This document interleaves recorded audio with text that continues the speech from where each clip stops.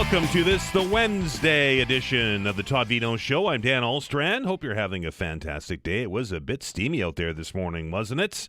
It looks like the sunshine that we've enjoyed for the last few days is on its way out. Allister Alder's forecasts calling for showers to begin this afternoon. Rain tonight. The latest rainfall amount that I've seen, saw just before I came on the air this morning, was around 15 millimeters. I know it's not near enough, but I think anything will help. It's going to be a welcome relief, I would imagine, for those of you who are still conserving water, for those of you who are still dealing with those wildfires out in Kings and Annapolis counties. And again, as always, our thoughts go out to you over there. It's going to need a lot more than 15 millimeters to make that situation better, but I think we'll take it.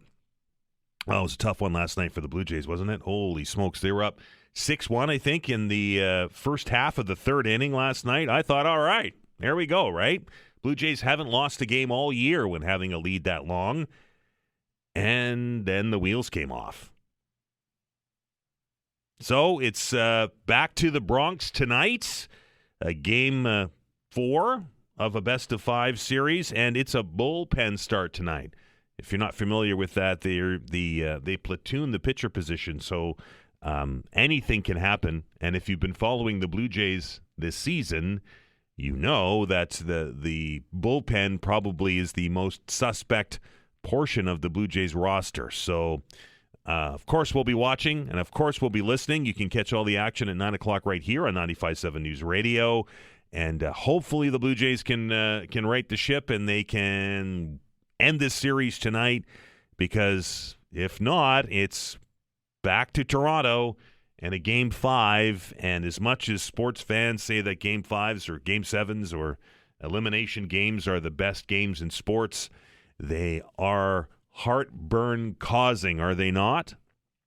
So let's wrap it up tonight, Jays, and off to the ALCS. Again, 9 o'clock right here on 95.7 News Radio, on your radio. Of course, explained it yesterday, we cannot stream baseball games by Major League Baseball rule, so you'll have to listen to it if you want to listen to it on the radio. Like I did last night. I was multitasking, as one would call it. I had the ball game on the radio in the dining room, and in the living room I had the television on and watched the debate, the public hearing, and then the vote on Dartmouth Cove. Long and impassioned public hearing on infilling the Cove last night. In the end, Council voted 12-3 to approve a bylaw to protect the area. Now, during the debate last night, staff told Council that the province now has 15 days to review this bylaw, which is what they do with every bylaw. And if they take issue, the minister has an additional 30 days to either approve or not to approve that bylaw. So a month and a half from now, we should have a final say on it. But as it stands right now, there will be no infilling at Dartmouth Cove. I heard from both sides last night. We've heard from both sides on this program in the past. And we know, I would suspect, that we probably haven't heard the last from the property owners in that area. There was some discussion last night about the potential for lawsuits and so on and so forth, so we'll keep our ear to the ground on that one. Speaking of the province, we chatted about that 8-day session that wrapped up on Friday. The opposition said last week there was little done to address things like affordability and the housing crisis.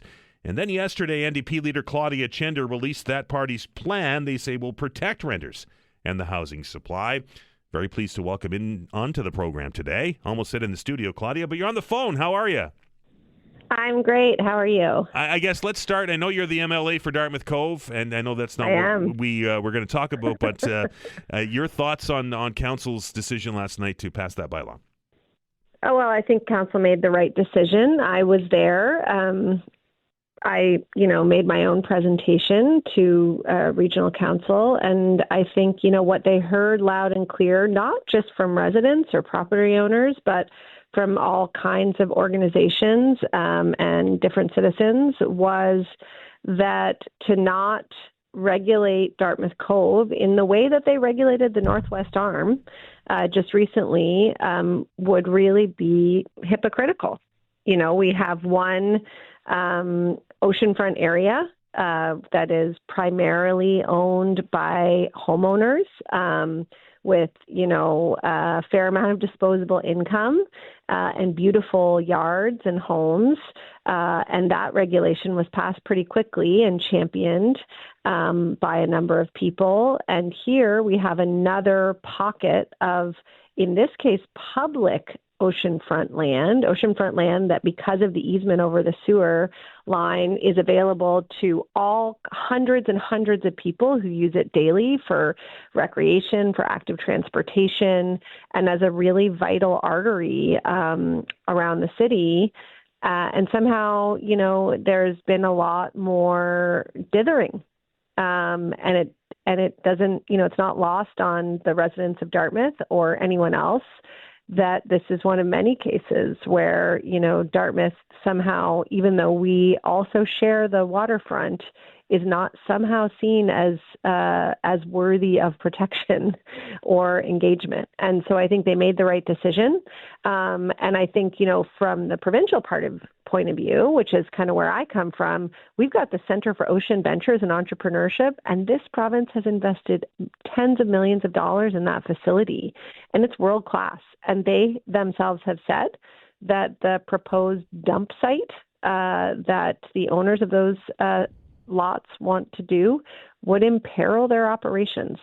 So now it's over to the province, and, we're going to do everything we can to make sure they make the right decision too. We know that Minister Lohr announced on Friday that HRM is under this special zoning, whatever you want to call it, where essentially all building and all construction and housing goes through them.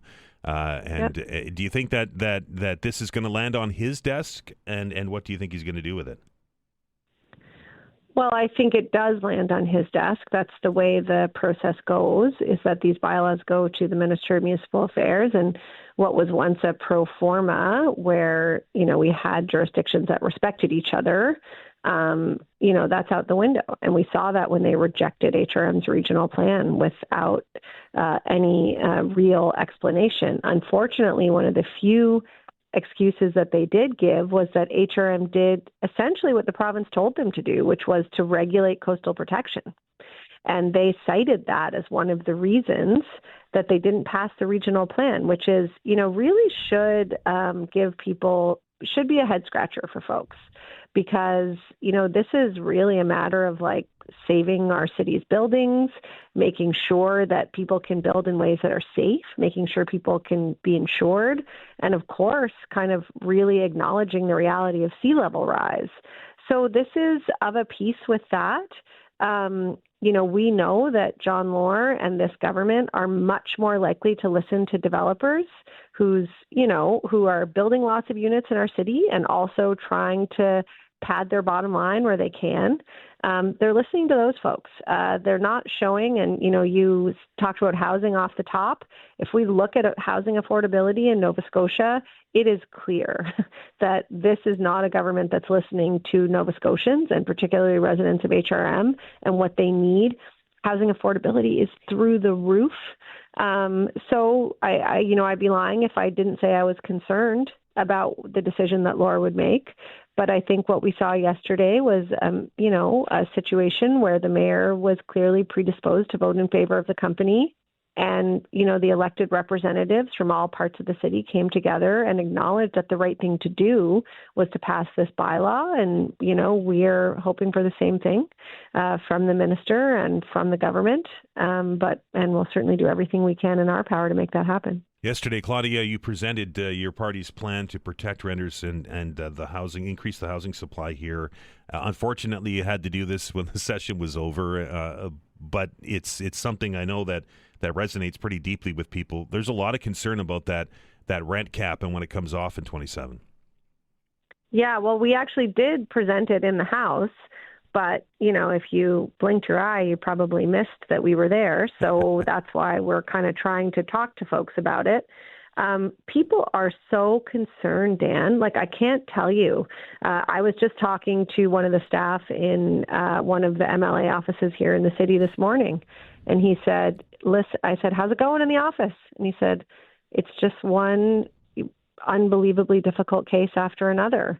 He said, I tried to call Shelter Nova Scotia today for a constituent, and I couldn't get an email back, and their voicemail was full. And he said, it's not because they're not doing their job. It's because they're overwhelmed.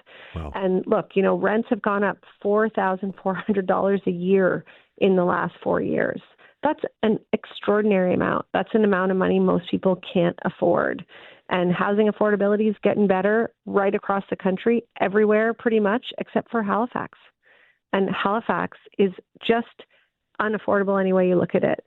So, on behalf of the people that we talk to every day, we are shouting to the rooftops the need for this government to take action.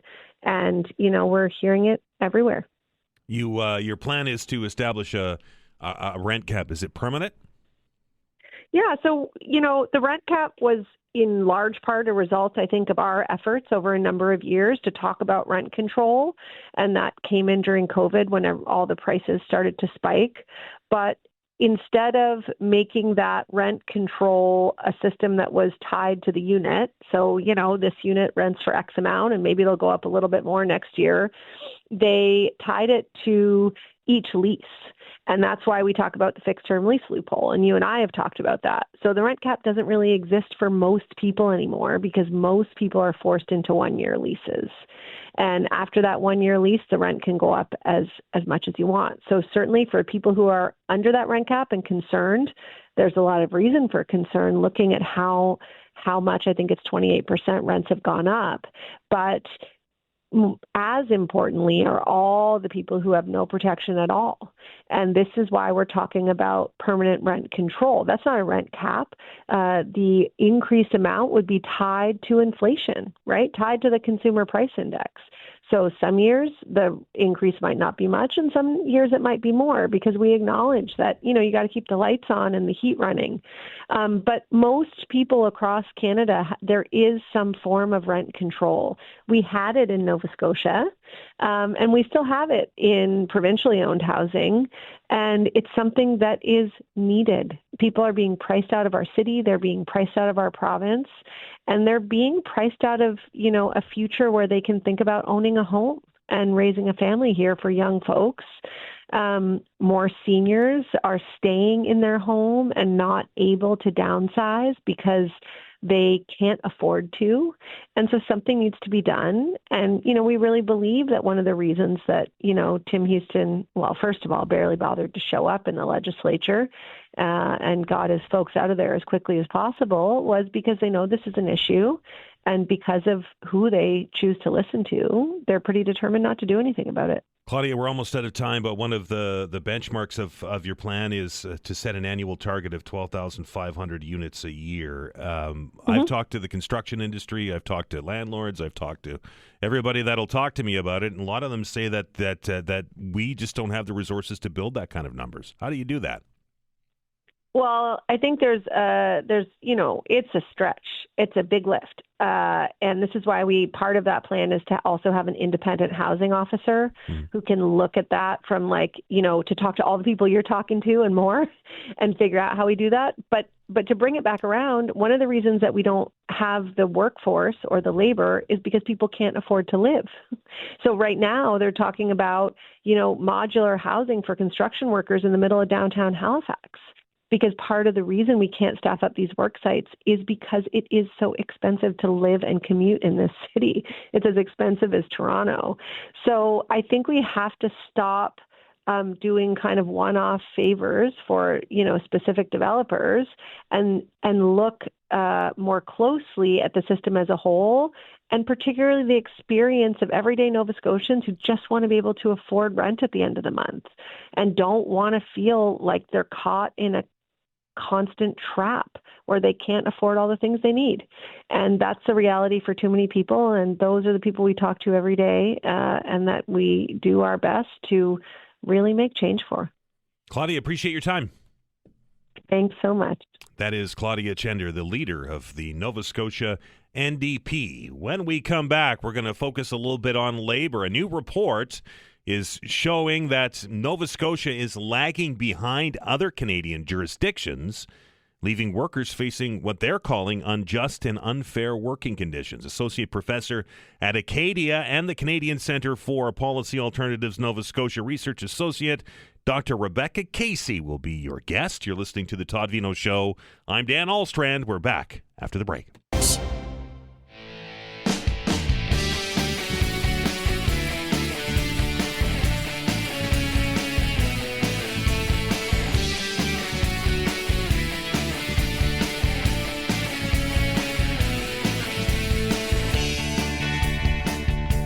Welcome back. Dan Alstrand along with you. Canadian Centre for Policy Alternatives-Nova Scotia released a report called The Foundations of Decent Work and Evolution of Nova Scotia Labour Standards. And to tell us a little bit about that and some of the discoveries that came out of this report, Associate Professor over at Acadia and the Canadian Centre for Policy Alternatives-Nova Scotia Research Associate, that is Dr. Rebecca Casey, and she joins me on the phone this morning. Dr. Casey, how are you? I'm good, thanks. How are you? Good. I guess let's start there. This report was a little bit eye-opening when I read it. That we've talked about it. It's been hinted about some time at some unfair labor practices happening here. But this really shows that this is in fact happening in Nova Scotia. That's right. Yes. Tell me a little bit about the methodology. How did you go about determining this and getting the data for this? Right. So this is actually the third report that the CCPA Nova Scotia has put out. I did one in 2019 where I compared what was happening here in Nova Scotia to other jurisdictions across Canada. And similar with this one, we kind of looked at what's happening across Canada and where does Nova Scotia fall. And really from 2019 to today, there hasn't been any real shift in what's happening. So we said then that we were lagging behind in terms of the coverage and protections and the basic floor for workers in Nova Scotia, and it's still the same. You know, here we are, we've gone through a global pandemic. We know what it's like for workers. There's a lot more stress. We're thinking about inflation, and workers are really struggling. And the labor standards are not doing enough to provide enough coverage and protection for them to have a decent work experience. And one of the recommendations that you came up with in this report is to move the onus of reporting from the worker here in this case, correct?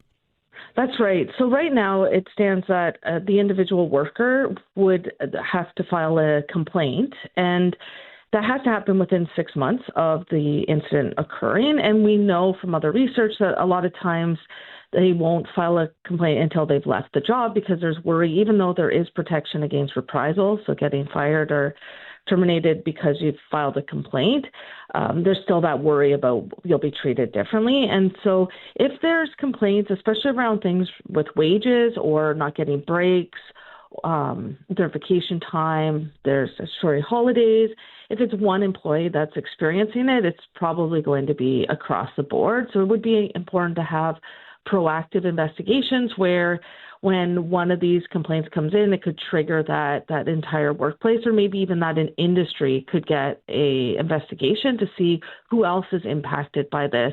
Sometimes it's, no fault of the employer because the bookkeeping is off, but sometimes, if these are continuing to do, it's really benefiting the employer because they're keeping these wages in some cases that would be owed to the employee. Despite all those protections you talked about, Dr. Casey, I would imagine there's still some workers out there in various fields that worry about making waves because they worry about losing their job. Yeah, that's right. And even though there's this coverage for employers, there's still these special rules and exemptions, especially surrounding the minimum wage.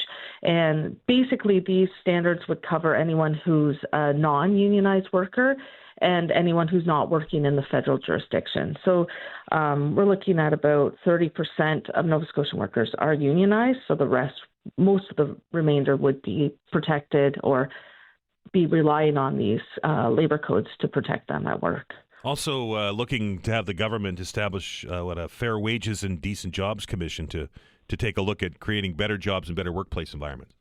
That's right. Yes.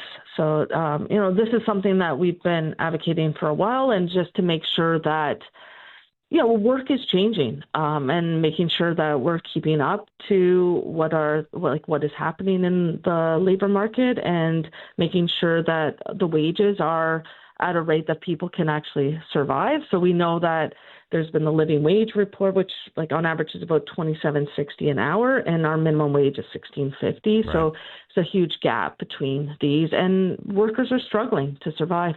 Is it in every sector, or is it in specific sectors, or is it service? Is it construction? Where is the problem area? Is it everywhere?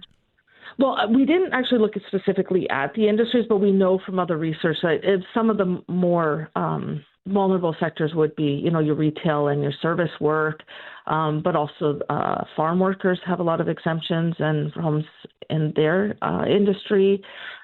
Some construction. It's across the board, but there would be some industries that might be less vulnerable to some of these problems that workers are experiencing.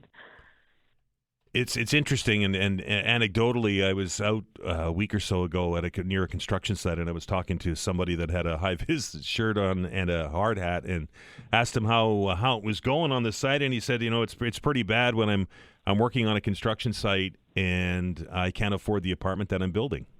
Right. Yeah. It's something that needs to be addressed, and That's right. Is it purely wages? Is that where the biggest problem comes, or is it a combination of that and conditions? I would say it's a combination. I mean, another thing that faces workers in Nova Scotia is we have a very long work week. So we're at 48 hours before you're eligible for overtime. So not everyone obviously is working these 48 hours, but the fact that other jurisdictions across Canada receive overtime at 40 hours is a big gap, right? So that's money that they're not getting because we have this long work week. Also, there's not a lot of protection for like a time between shifts. So and then even just making sure that they're paid their regular wages for all work that they're doing. Because there is the 3-hour rule where it's 3 hours at the minimum wage rate. So that's money that they're not earning there. So there's lots of things that are happening that do make it challenging for workers in Nova Scotia. Dr. Casey, we're out of time. I appreciate yours. Yeah, thank you so much. That is Dr. Rebecca Casey, one of the researchers on this report. It was eye-opening. We've talked about it before, but I literally had that conversation with somebody, and he was, I didn't ask his name or where he worked, but he was standing on a street corner with a couple of his buddies, and I said, you guys look busy, and he said, yeah, we're busy. We have too much work, right? We have so much work and contracts, and we're trying not to get behind and everything else. And then he said, it really is a shame. He said, I have to travel in to go to work. I think he might have even been waiting for the bus. And he said, I can't afford to rent that apartment that I'm building. And that kind of brought it all full circle for me. We're going to stop here and take a break. We're going to get an update on what's going on the news. And when we come back, we're going to switch gears a little bit. We're going to talk about the future of hockey in Nova Scotia, and with a little bit of a different perspective on the whole thing.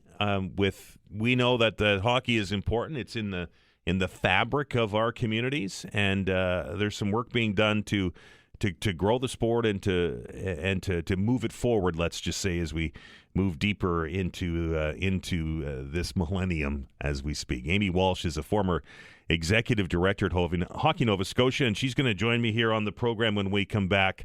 You're listening to the Todd Veinotte Show. I'm Dan Ahlstrand. We're back in minutes.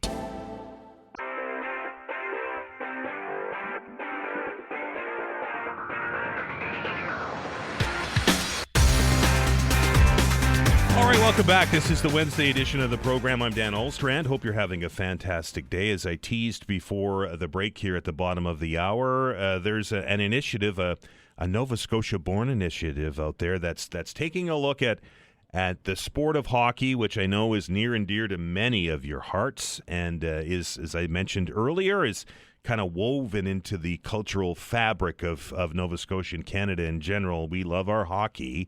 And the game is only as good as the next generation that comes up to play it. And the focus of this, it's called the Future of Hockey Lab, and I'm very pleased to welcome into the studio the CEO of that hockey lab, and that's Amy Walsh. Amy, welcome. Thank you very much for having me, Dan. As I mentioned, the future of hockey is really the kids, and it's the kids that are getting involved in this. And we're at a point now where, in order to grow the game, we kind of have to take a look back at the game, and not necessarily from an X's and O's and a rules perspective, but for a way that we administer the game and a way that we provide the facilities and the infrastructure for these kids to compete. Yep. That's how this hockey lab, the Future of Hockey Lab, was created. Amy, what is it? I guess the top line that you're doing here. What is it that you're focusing on to help improve hockey in Nova Scotia? Yeah, thank you. Well, the Future of Hockey Lab is an innovation lab. So basically, we come up with innovative solutions to grow hockey. Like you said, there's no lack of interest in the game, no lack of talent in the game, but there's definitely some barriers. And one of the biggest barriers that a lot of people actually don't talk about, arguably, in my opinion, the biggest barrier, and that's access to ice. So we have so many people who want to play. We have newcomers, women and girls. The game is just really growing, especially thanks to the PWHL. But we have an access issue.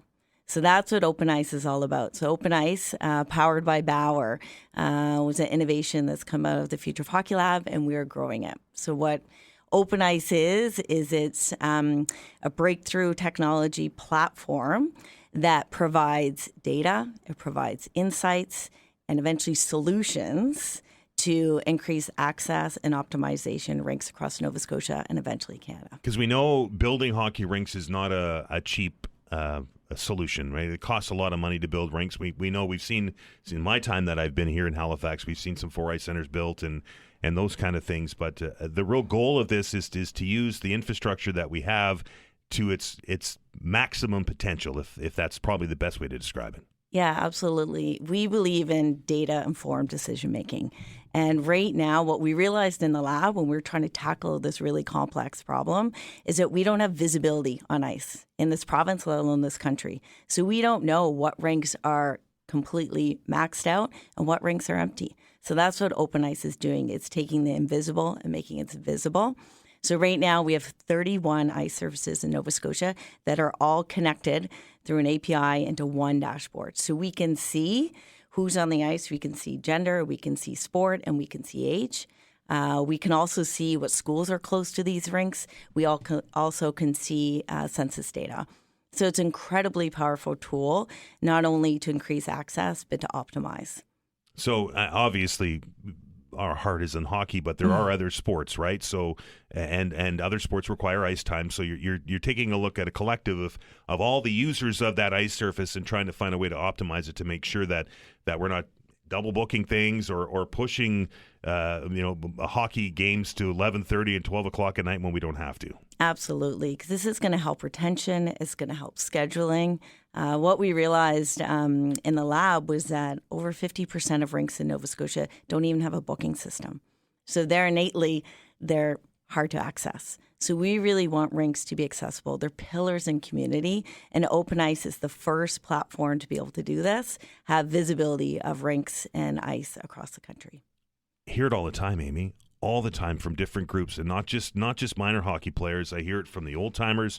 I hear it from women's leagues. I hear it from others that are trying to find a place to play. That there's just no ice available. Is that the case? Do we have enough? Yeah, and that's what the data is going to show. It's going to actually show with real data who's on the ice, who's not on the ice, where there's gaps, where we can optimize. I think we're going to actually see that there's certain rinks that actually, because we don't have visibility on them, that we have ways to maximize them further.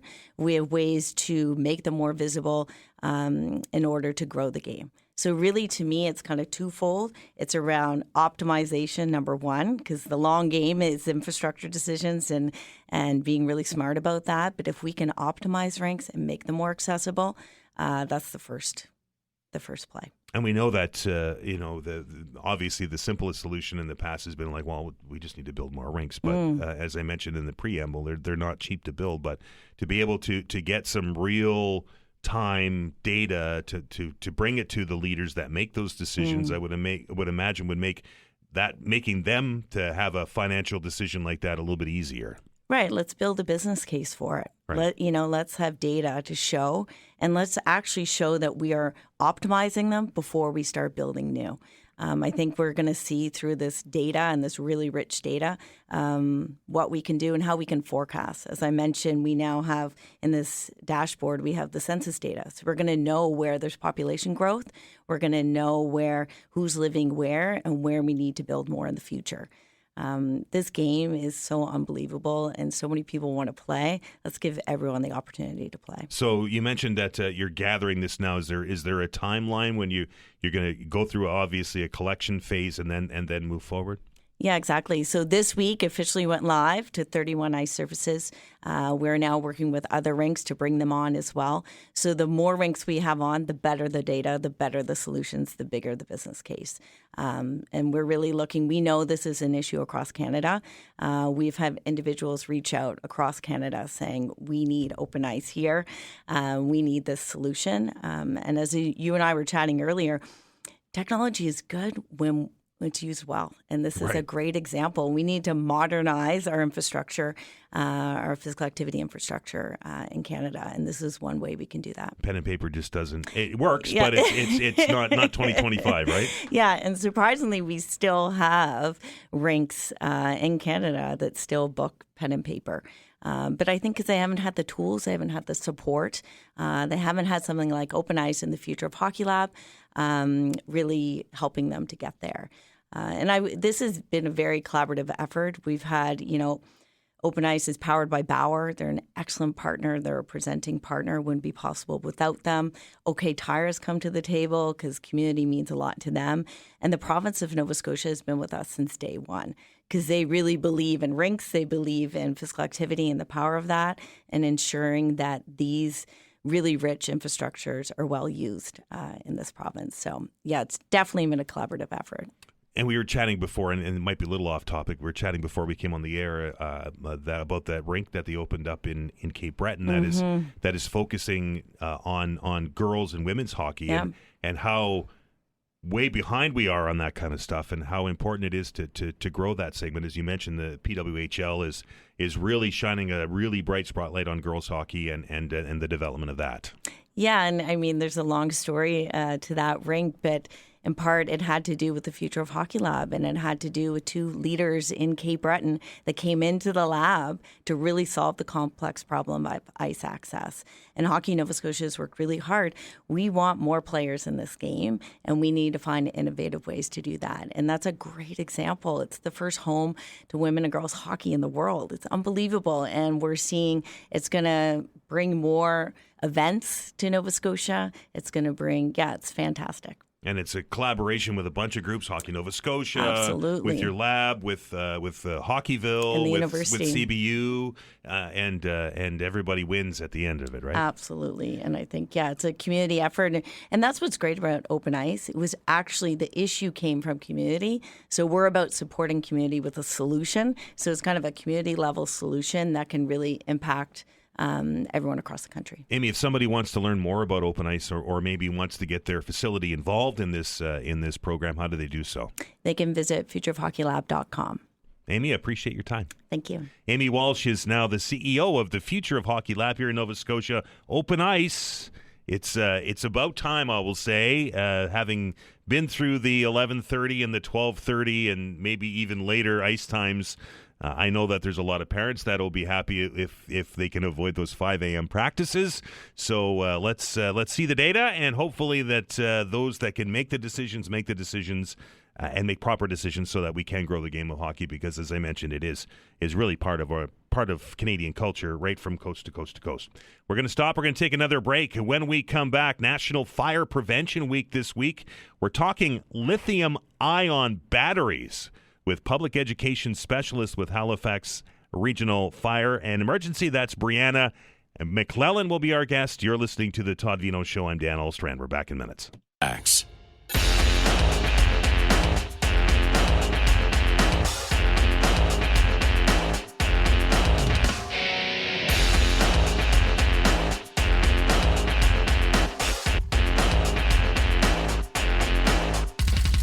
Welcome back. Dan Olstrand here. This is the Todd Veinotte Show. It is Fire Prevention Week, and this year HRFE is putting a bit of a focus on those lithium-ion batteries. And if you don't know what I'm talking about, that's the things that power a lot of our devices these days, right? Our phones, and some of those lithium-ion batteries are still in cars, but I think we're focusing a little bit more on some of the things that we plug in at home and that can cause problems should they overheat and, they can cause fires, right? Public education specialist with HRFE is Briana MacLellan. Briana, how are you? Hi, I'm doing great, thanks. How are you? I am well. These batteries are just about everywhere, are they not? Oh, they're everywhere now. They power the devices we use every day. So, at work, at home, even on the move, things like e-bikes, e-scooters. So it's really important to get this information out there. Why is this? I just plug it in and forget about it, right? You plug in your phone, you plug in your e-reader or your tablet, and you just forget about it. But should probably be paying better attention to that. Yeah, so I think a lot of people don't know the risks associated with these batteries. So they are great. They're very useful. They can power these devices in a small package. But if they're not handled properly, they can lead to failure and fire. And you see these on a semi-regular basis, right? I think I saw some data that showed that since the beginning of the year, you've put 5 calls with regards to these batteries. Yeah, that's accurate to say. So we are seeing them, a growing number of them nationally as well as locally. So we're hoping that with this information, we might be able to keep that number from growing. So as you mentioned, we're plugging them in, we're charging them every day. And I think some people are not aware of how we should be charging them. So we want to make sure that people are charging them with the cords that came for them. That means if we have an iPhone, we need to be using an Apple charger, not something that we buy on Amazon or maybe Walmart, unless it has been approved by Apple to be used with that phone. Mm-hmm. Using a cord that hasn't been tested with that phone can lead to failure, to fire risk. And even the devices themselves, they should be listed, which means that they've been safety tested in Canada. So you could go into a store and you might assume that because you're in Canada that it has been tested in Canada, but that's not true. So we want people to stick with trusted brands and try to avoid the cheap knockoff brands or devices that you might find on places like Amazon. Looking for that certification mark. The ones that are really common in Canada are CSA and CUL. And people can go to our website to see more information about that. So what happens to these things? Do they short? Do they heat up? Or is it a little bit of combination of both? So there's different kind of warning signs that they might give up. So you might see the battery bulging or swelling. Some might start leaking fluid or corroding, changing color. They can make strange smells. They might start to get really hot because they're overheating, or you could see burn marks on them. So if you see any kind of warning sign like that, you really need to make sure that you are not continuing to charge it and definitely not using it, because that's giving you a hint that something could go wrong. I guess the best practice here, Briana, is to keep an eye on these things and don't do like I do and just plug them in and forget them. Yeah, no, definitely not. You want to make sure that you're, for one, charging these things on a hard surface, so never putting them on your bed. I know a lot of people do that. Don't let your laptop be charging on a blanket, on a pillow, in bed with you, because the heat that comes off of these devices can get pretty warm if you touch the bottom, for example, of a laptop. On a blanket, that's insulating that, and could overheat, could catch fire. And like you mentioned, we plug them in, we leave. When your device is fully charged, you need to unplug it, as well as any big devices, especially like power tools, e-bikes, e-scooters, which we're seeing much more of. You can't leave those unattended because those pack a lot more power in them. And if something were to go wrong, it's going to happen fast and it's going to be big, and they are harder to put out. So we want to make sure that those types of things, you are awake, you are not sleeping when they're charging, you're close by. So if you notice any of those warning signs, you would be able to act fast and hopefully avoid it from turning into a big problem. I know there's a lot of people shaking their heads right now because I think all of us do that, don't we? Yeah, I would say a lot of people do that. And that's where I think we're seeing problems. So this information, like I said, is so important to have people double think about what they're doing every day, because there definitely is a risk. The blanket one is the one that kind of made my eyebrows raise because, you're laying in bed and you just throw your phone, plug it in, and some people, it doesn't leave that far from their hands, right? So No, exactly. yeah, I never really think about the insulation value of a blanket because it's what a blanket's designed to do. Yeah, no, it's true. Like, you want to watch a little show before bed, you get cozy, you just lay it on your lap. Again, if you want to watch something and it's not charging, that is a safer option. It still could get hot. Maybe I wouldn't recommend it, but definitely not when you're charging. We have been to fires before for that reason, that someone has fallen asleep with a laptop charging in bed with them. So very dangerous, not worth the danger, honestly. Briana, is there somewhere where we can learn more about this? Is there a website or somewhere that has this information for people? Yeah, so we have lots of information on our website, which is halifax.ca/fire. You can find information on common themes that we see happen in our community, things about smoke alarms, escape planning, and then our fire prevention part of the website will give information on lithium-ion battery safety, as well as right now we're running a contest. So every year we run a contest, and we have a PDF up there with some information, and you can enter the contest by doing a quiz, and you automatically get entered. We have some great prizes this year. We have, for kids 12 and under, we have a new Nintendo Switch, as well as the opportunity to become a firefighter for a day. So they get to come along with a crew and see what the day-to-day life is like. And then we have prizes for teens and adults, which is another Nintendo Switch and an Apple Watch and AirPods. So some great prizes that we hope can encourage people to read up on the safety and become more familiar with risks associated. Who's lucky under 12s get to go be a firefighter for a day? I'd like to do that. I know. I think some adults would love that too. So we'll see how it goes with the kids, and then maybe next year we'll open it up for adults. It just might take me a long time to climb the ladder. I'm just saying. Yeah. Briana, I appreciate it. Valuable information. Happy Fire Prevention Week. Thank you. Thanks for giving me this opportunity. That is Briana MacLellan from Halifax Fire. It's something you don't think about, and it can, you can see how it can happen, right? Because I plug my phone in and I put it on the table beside me and I pick it up and it's warm because I like to kill my phone. So my laptop even worse. And I would even extend it a little bit further if you're using something that is a little bit more graphic intensive. Like my laptop gets hot. And if it's getting charged at the same time, it gets really hot. So I can definitely see how these batteries can create that kind of heat and that kind of in conjunction with the rest of the things that generate heat on those laptops, right? But I guess the days of plugging it in and forget. I'm thinking right now that I've got something plugged in at home because I do, and many of you do, right? So I have to really start to think twice about that because you don't want to burn the place down, right? We're getting ready to take our next break. Of course, it is Wednesday on the program, and that means, of course, that after the news at 11, we're going to open those telephone lines, and we're going to have an hour conversation with Dr. John Gillis. It's time for house calls.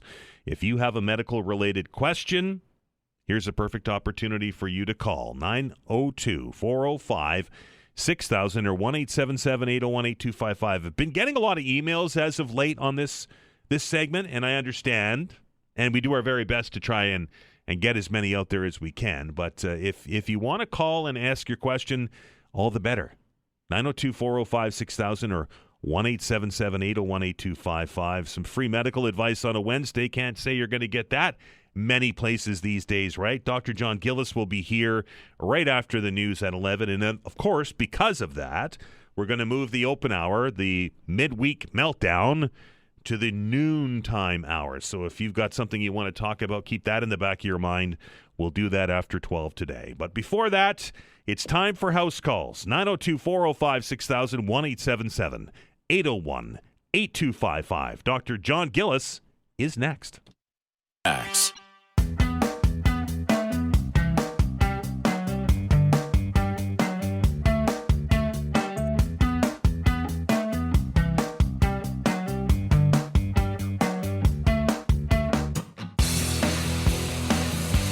Welcome back to the Wednesday edition of the Todd Veinotte Show. It's time now for house calls. The number is 902-405-6000 or 1-877-801-8255. Again, 902-405-6000 or 1-877-801-8255. Please welcome to the show Dr. John Gillis. Dr. John, how are you? Doing good, thanks. Doing good. Did you watch the ball game last night? Unfortunately, yeah, I couldn't. It was so long. I tapped out when they went up 9-6, and as it remained, unfortunately, it's a tough one. They had them, so. Yeah, it's that one I think might leave a mark. You know, you have a big lead like that and you blow it, and now it's a bullpen day, so who knows what's going to happen in Game 4, right? Physically, and don't give the Yankees an inch, and they did. So absolutely, anyway, especially in their barn, and of course tonight Toronto Maple Leafs dropping the puck on their season, a season without Mitch Marner that we haven't seen for many years. Is it the Stanley Cup parade this year, sir? Absolutely, I've already booked the tickets. 100%. Me too. I always do until about the third or fourth week, and then I sell them. Anyway, absolutely. 902-405-6000 or 1-877-801-8255. If you have a medical question for Dr. John Gillis, here's a perfect opportunity for you to ask it. Lines are wide open if you'd like to get on. It's a great opportunity to do so. Dr. John, in preparation for the show, chatting with my colleagues around the station and wondering when and if the COVID vaccine is available for anybody that's not a senior or a youngster. Is that happening yet? Or is it going to happen at all? I haven't heard anything yet. Honestly, a couple people have asked me the same question, and I don't know. It's usually the time of year when things happen, but I think we're all just sort of waiting to see what's coming down the pipeline. And as you know, it pertains to what strains are out there or not out there, what's in development, how quickly it's developed. Is it safe? Is it ready to go? And all those things. So, I mean, most of the updates are just, tweaks on the previous vaccine and are not a big deal, but we'll wait and see. And flu shots, I would imagine we're getting into flu season too, right? Yeah, I got a note this morning that there's flu shots at one of my offices where I am, so that means they're being distributed, and it's time to get to that. So hopefully people do. Yeah, because an ounce of prevention, as the old saying goes, correct? Dr. John. That's it. I mean, people like, it's only 60% effective. It's this, it's that, but it still keeps the total disease burden down and keeps people from getting real sick. It keeps, spreading it to older folks, and it keeps people out of the hospitals. It keeps the volume down, and all those things are important. You're on the front line, obviously, over there, Dartmouth General. What's the ER like? Is there lots of viruses floating around? There's everything. I mean, COVID, flu, you name it, RSV, adenovirus, on and on. So it's just, it's the same stuff. Try to keep yourself protected. If you're sick, but still reasonably well, stay away from people, stay home. And, don't get frustrated when you've been there for 8 hours and someone tells you get a virus and there's nothing they can do for you. But that still happens, unfortunately. 902-405-6000 or 1-877-801-8255. Email question holdover from last week, Dr. John. It reads, I've already been to my doctor, but I'm waiting for diagnosis since my x-ray results aren't back yet. And because I have read that stress fractures don't often show up on x-rays, I'm worried it'll come back clear regardless. Curious if this sounds consistent with a stress fracture or not, and what could be. I'm 5 feet 1 inches tall and 24 years old, was training for a half marathon, usually averaging around 20 miles a week. The race is in 2 weeks, and I was hoping to be able to run it, but given that I haven't been able to walk without anything from a mild limp to intense pain to worse, I'm worried that I'm not going to be able to do that. Dr. John, I know that must be difficult without looking at images and stuff, but are stress fractures difficult to find on an x-ray? The stress fractures are pretty uncommon, but we do see them in people doing a lot of running.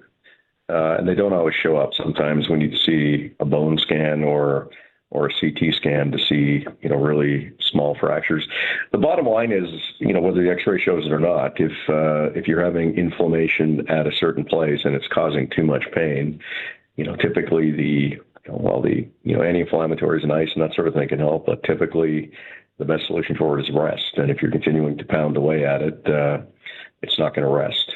I would try to get the results of the X-ray as soon as possible, but perhaps focus on the approach of the treatment, optimizing footwear, trying some physio to reduce inflammation, anti-inflammatories. But at the end of the day, if you can't go, you can't go.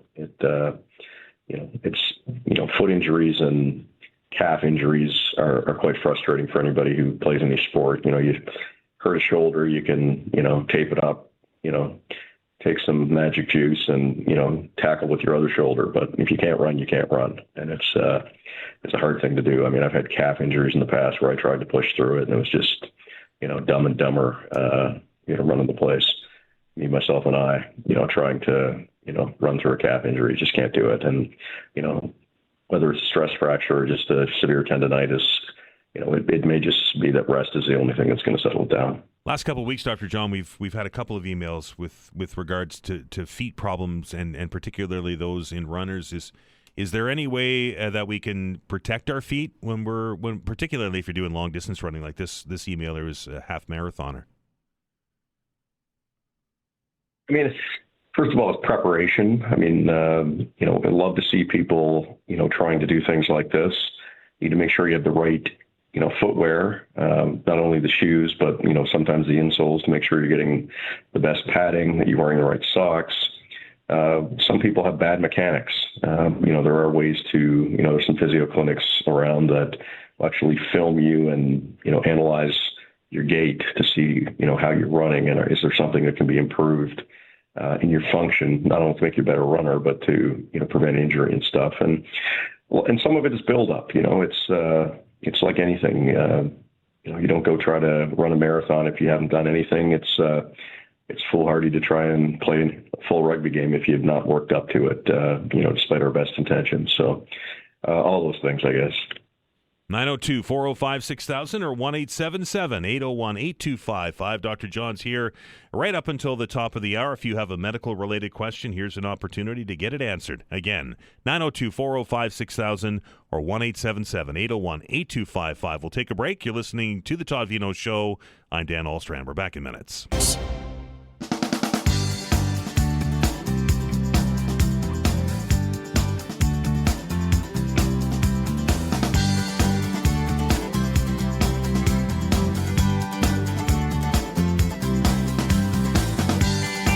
Welcome back. It's House Calls. The number is 902-405-6000 or 1-877-801-8255. Dr. John Gillis here to answer your medical-related questions. Let's go to the phones, and we welcome Carol to the show. Carol, how are you? I'm fine, thank you. How are you? Good. Your question for the doctor, please. The question for the doctor is just wondering what he thought of Botox as a treatment for migraines. It's a very effective treatment for some people. It doesn't work for everybody, and coverage is often an issue. Even the plans that do cover it, you have to have tried literally everything else. I shouldn't say that. There are some that are less rigid, but most plans, they want to see a list that you've tried everything else. You've hopped on your right foot, done a backflip, and tried some go-go berries from the North Face at Kelly's Mountain in Cape Breton before they'll cover this tried stuff. those. But, yeah, that didn't work. Okay. Any idea on the cost? Not off the top of my head, but it's in the hundreds to thousands of dollars for treatment. It's expensive. Lovely. It's the cost of the actual drug. Whoever's doing it does make some money from it, but most of it is the cost of the drug per unit, and it adds up pretty quickly. But like I said, one of the docs I work with does it for migraines, and it's very effective for people. It's not for everybody, but for some people it can be life changing. Absolutely. Yeah, I'm just looking at this. My friend Google. Botox for chronic migraines costs between $900 and $2,000 per session in Canada. Wow. Which is that's a lot of scratch. So no doubt. Again, some clinics will cover it. Some plans will cover it. With evidence that other things have been tried, but that's a lot of money for sure. Thanks for the call, Carol. Appreciate it. 902-405-6000 or 1-877-801-8255 is the number. Dr. John, another email question. It says, hey, Dr. John, I'm experiencing a weird pain in my abdomen. It's not like a usual stomach ache or burn, but a weird stinging and then a numbing pain. It started a couple of days ago, right below my right rib cage, then on the right of my belly button. Sometimes it's on the left side and my back too, and that just went away. But the mild pain on the right side remains present. I almost feel like the pains are not internal, but I'm not sure, and it aches even as I move. Any ideas? To, assess pain without looking at somebody or examining them. Right side of the abdomen upper could be a muscle strain, could be a rib strain, could be a gallbladder issue, could still be a bowel issue, all, depending on other symptoms, nausea, vomiting, diarrhea, all the things we like to talk about, on the air and stuff. So, if it's, I always say to people, if you're having pain that persists for more than a few days, you should always get it checked. That's the best advice I can give at this point with that limited info. 902-405-6000 or 1-877-801-8255 is the number. Dr. John, this one a holdover from last week. We were talking about using Tylenol and using ibuprofen. The writer is asking how much Tylenol is too much Tylenol, and she said that she's read that it can be damaging to the body. The standard for years was 4 grams a day, which is 8 extra strength or whatever that works out to, 12 regular strength roughly. The recent recommendations have brought that down to 3 grams a day, which is 6 extra strength or 9 regular strength, perfectly safe. Tylenol can be dangerous in high levels because it can cause damage to the liver, but in those doses is a very safe drug. It does not cause autism, despite what our ridiculous friggin' Kennedy friend says. But anyway, right. So 3 grams a day. Ibuprofen is a bit, to some degree is weight dependent, but for most people, up to 2,400 milligrams a day for, a short-term 5 to 7 days, is safe. If you're going to need it longer than that, talk to your doctor. But based on your size and your health, what is appropriate for you. And I know we've talked about this before, Dr. John, but I'm seeing it more now in pill form. It's okay to take acetaminophen and ibuprofen at the same time? I mean, 2 different drugs that have they do similar things. They treat pain and they treat fevers. And, I commonly have this conversation with folks who come to the hospital, with viral illnesses. And often they feel like absolute crap. You see it a lot with kids. The message is, if you have a fever, you need to treat the fever aggressively. There are some cases where you do need antibiotics and there's something more serious going on. But for viral illnesses, treat the fever aggressively with a maximum dose of Tylenol or ibuprofen. And if that's not working, you can alternate the two. And that's often what we tell people to do. Take a dose of Tylenol, 3 hours later, take a dose of ibuprofen, 3 hours later, Tylenol. If you can keep that fever down, keep the pain down, people do well. There's good evidence in kids with ear problems that if you treat their pain, keep them comfortable, keep their fever away, that the ear will clear itself and it keeps them away from the antibiotic carousel.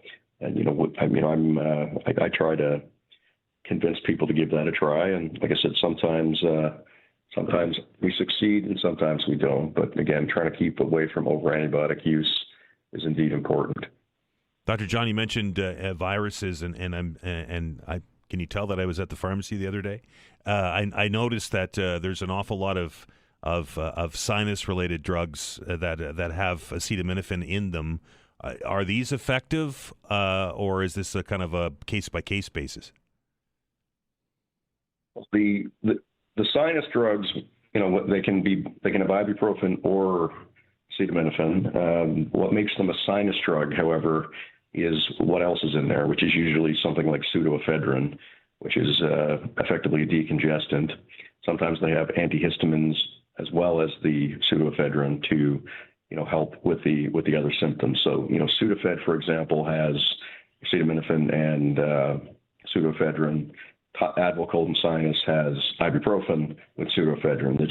It's a mixture. Both can be effective. Depends what you're trying to do. Depends what is the best fit for you. And certainly get good advice on those things from your pharmacist.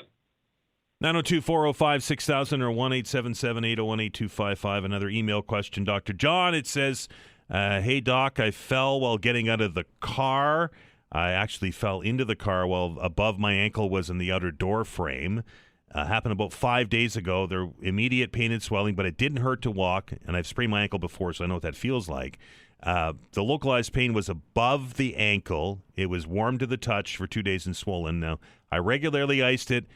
Kept it elevated, took anti-inflammatories. I decided not to go to the hospital because I could still walk without pain. However, it's still sore to the touch or any light pressure there's a reaction, putting on socks, that kind of thing. So she's wondering if she made the right decision not going to the hospital and if she should go now. It's going to change anything going now. I mean, one of the standards we use to assess ankles and feet, what's called the Ottawa ankle rules, is based on tenderness on bony points, but one of the big parts of it is ability to weight bear. If you can walk, it's highly unlikely that you have a break. Sometimes the inflammation just takes some time to settle down. As alluded to earlier in the program, it's not like a wrist injury where you can just stop using your wrist. If you're on your feet all day, it's harder for that inflammation to go down. So sometimes it does take time, but it sounds like the right things are being done here. Do you see this a lot, Dr. John, in the ER? Because people, will do something, they'll roll an ankle or they'll throw something out and know that it's not a 5-minute visit to the ER and they put things off. Is that frequent? We see all extremes of that. We see people who call an ambulance because they stubbed their toe. We see people who, are in horrible shape that probably should have been checked right away with, injuries or infections, this sort of thing. And, they don't want to wait or, they don't want to bother somebody. I'm like, so you see both extremes. So, and we, obviously do our best to handle it all. 902-405-6000 or 1-877-801-8255.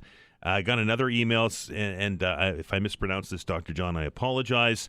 It says, I have a recurrent dorsal ganglion in my wrist. I broke it back in 2011, added a plate to the ligament, and the ganglion removed in the same operation. A couple of years later, further ligament repair, and the ganglion removed once more. I've tried to live with it for years, but I've come to the point that I want to try one more time. Is this recommended? First of all, what's a ganglion? Ganglion is like a little cyst that grows off tendons. They look like kind of little firm fluid-filled balls that you often see in the wrist and hands. And, the people used to clap books on them to try and break them. So they usually, when they're removed surgically, they don't come back. Sometimes they do, or sometimes it's a new one. So there's no magic answer. If you can deal with it with local, treatment, ice and anti-inflammatories, people do. I drained one a couple of weeks ago. Someone had one on their wrist. You just stick a needle in, and it's this clear gelatinous fluid that comes out. And, that's a temporary fix. Generally thought of as a more permanent fix is surgery, but that's obviously harder to arrange. And as noted, that didn't work for this individual, but those are the options. 902-405-6000, 1-877-801-8255. House Calls continues after the news.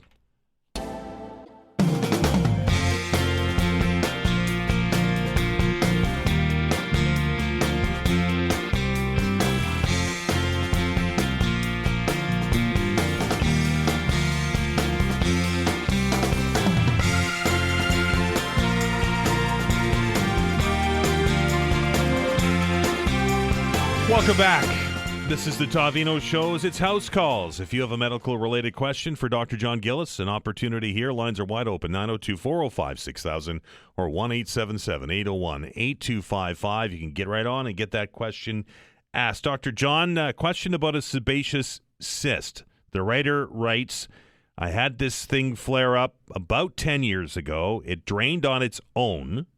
Then just before the lockdown, I went to the doctor, and they popped it and drained it again, and now it looks like it's coming back. Is this common to see these things return after they've been drained a couple times? It is, unfortunately. If sometimes they drain on their own, sometimes they have to be drained. They have a sac inside them. If you don't get inside and remove the sac, they can grow back, which is fairly common. Now, they don't always. I mean, sometimes we do just drain them, and sometimes it's hard to get in there and see a sac, depending on if there's inflammation, infection, or adipose tissue and such. But they do commonly come back, and it's just a matter of deciding, do you want to drain it again or try to get it removed? Fortunately, it's while an annoying and potentially gross thing, when you've got as we like to say in these parts, a boil. Right. It's not a surgical emergency or something that's high priority for people out there. So often, getting it drained or lanced is what happens. But if it is getting large or difficult, they can be removed. Are they painful?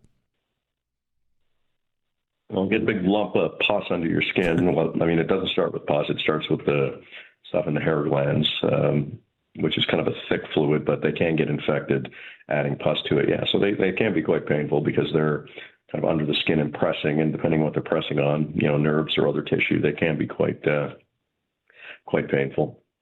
902-405-6000 or 1-877-801-8255. Earlier in the show, Dr. John, we were talking about vaccines and COVIDs and flu shots, and you mentioned RSV, and that got this email spawned into my box. It says, "Hi, Dr. John. I'm a first-time mom due with our first baby in the beginning of December."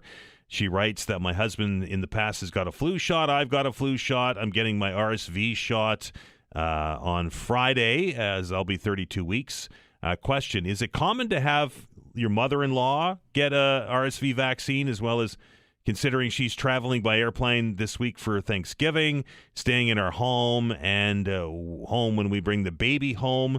I've read mixed things about how important it would be to have other members of the family get the RSV vaccine, and I'm leaning towards asking her to get it since she'll be in our home when the baby comes home from the hospital. We'll appreciate any and all insight.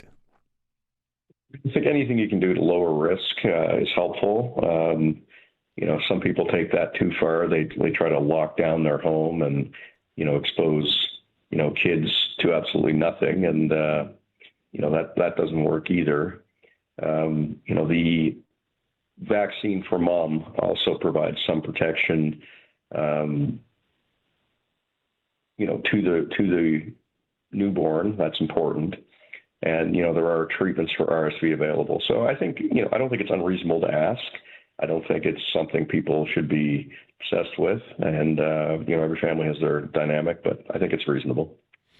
902-405-6000, 1-877-801-8255. We were also talking earlier, Dr. John, about runners, and I got another email from somebody who didn't have a foot issue, this time more concerned about their heart rate, and they write that they have been just completed their first 5K and have the iWatch on their wrist and look back at their heart rate, and it was at points sustaining itself well over 200 beats per minute. The writer asking if that's normal or if that is of concern and that she should consult her doctor. I mean, they talk about the maximum being, 220 minus your age, roughly. So, depending on how old you are, you can do the math on that. But, some people, push through that. It really comes back to, how you're feeling when you're doing that and what sort of shape you're in. For some people, operating at that level is fine. Again, I don't know how old this individual is, but, that does seem a little high. But if you're 20 years old, maybe it's not. So, if you're concerned or having any symptoms, I would check in with your doc. So the rule of thumb is with 200 minus your age, is that what you said? 220. 220. So somewhere, if you're 20, you're probably good. If you're 50, maybe a concern. Something like that, yeah. My heart rate goes to 200 during the open hour. 902-405. Absolutely. Talking about the Leaf season. Right? 902-405-6000 or 1-877-801-8255. We got one more email question here, Dr. John, and nobody on the line, so we'll get to it, and maybe we'll cut you a little bit loose this week. It says, "Hello, Dr. John. I have an itchy spot on my back that I thought was a pimple. I scratched it slightly through my shirt, just a little, and it stung. So I thought I might have scratched open a pimple. Asked my girlfriend. She said it's a mole and took some pictures. The mole I had on my back for a long time, but it looks different now. It's more of a black mole, and it has some rough edges to it. Is this a sign of skin cancer, and should I go get this checked? Yeah, I mean, the rule of thumb is generally anything that's changed from what it's been is worth getting checked. Black coloring can be from a number of things, and it can be normal, but it can be associated with more concerning, the most concerning cancer, which is melanoma, skin cancer. So it doesn't mean that's what you got, but if you'd noticed a change and noticed, black coloring, I would definitely get that checked. Yeah, and that's he sent me a picture of it. I could forward it to you if you want, Dr. John, but it looks like a black blob with rough edges on it. Yeah, so definitely go figure out how to get that checked. 902-405-6000 or 1-877-801-8255. Let's go to the phones and welcome Bill to the show. Bill, how are you? Hi, gentlemen. Nice to talk to you. Dr. John, I have a question for you. I went to the doctor's office there probably about 6 or 7 months ago, and I had a bump or a mass of some kind on the back of my knee, and doctor said it's what doesn't look like a Baker's cyst, and they sent me for an ultrasound.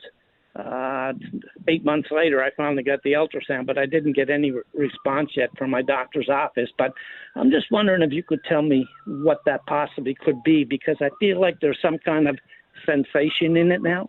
Not pain, but just sensation knowing that it's there. I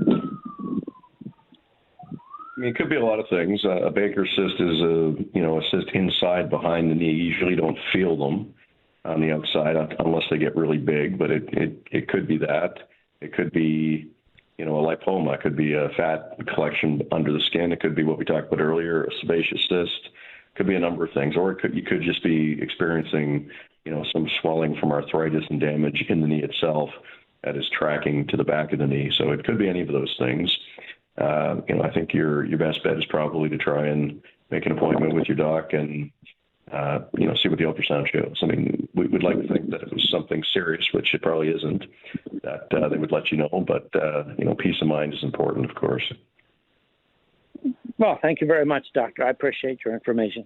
Thanks, Bill. Appreciate it. 902-405-6000 or 1-877-801-8255. Dr. John just got an email from Sarah talking about the COVID shot. She says, I ask with a bit of skepticism if I should get it, but curious to know what the answer is. I haven't had COVID vaccine before, but I want some advice. I haven't been sick in the past 10 years either, not once. Does it make any sense to inject my body with a vaccine when there doesn't appear to be any indication that my body needs a vaccine? I guess that's the question. The kids that have been dying of measles in the U.S., innocent because their parents won't vaccinate them. Somebody thought they didn't need it either. That's perhaps being a bit dramatic, but that's the reality of what's happening now is because we've stopped this. Most people I see at the hospital who are having a heart attack haven't had one before. So the logic of I haven't had it before, therefore I don't need to take care of myself, isn't the most effective and helpful logic. Some people don't get sick statistically. Some people are very fortunate, but generally speaking, anybody can get sick at any time with anything, whether it's heart problems, cancer, viral illnesses, bacterial illnesses. Logically, you're better off protecting yourself as much as possible. You might be one of the lucky ones that don't get sick. And, I hope that is the case. But, for all comers, statistically, the more you protect yourself, you also protect others, and it's good for the individual. It's good for society. And I always encourage people to do it, and I continue to do it. But people are free to make up their own mind. And that's goes back to the argument that I didn't get sick until I got the flu shot, right? That then I won't get it again because I got sick because I had that flu shot. Yeah, we do hear that, and a very small percentage of people do feel unwell after injections. I mean, first COVID shot I had, I think a lot of people didn't feel well, the first night. But again, unless you've seen somebody really sick from COVID, which I have, you don't want to see that again, for yourself or for anyone you care about, or even people you might not know. You just don't want to see it. So protect yourself as best you can and others. 902-405-6000-1-877-801-8255. Dr. John, we'll take our last break here and come back on the other side. You're listening to House Calls. I'm Dan Alstrand. We're back in minutes. Axe.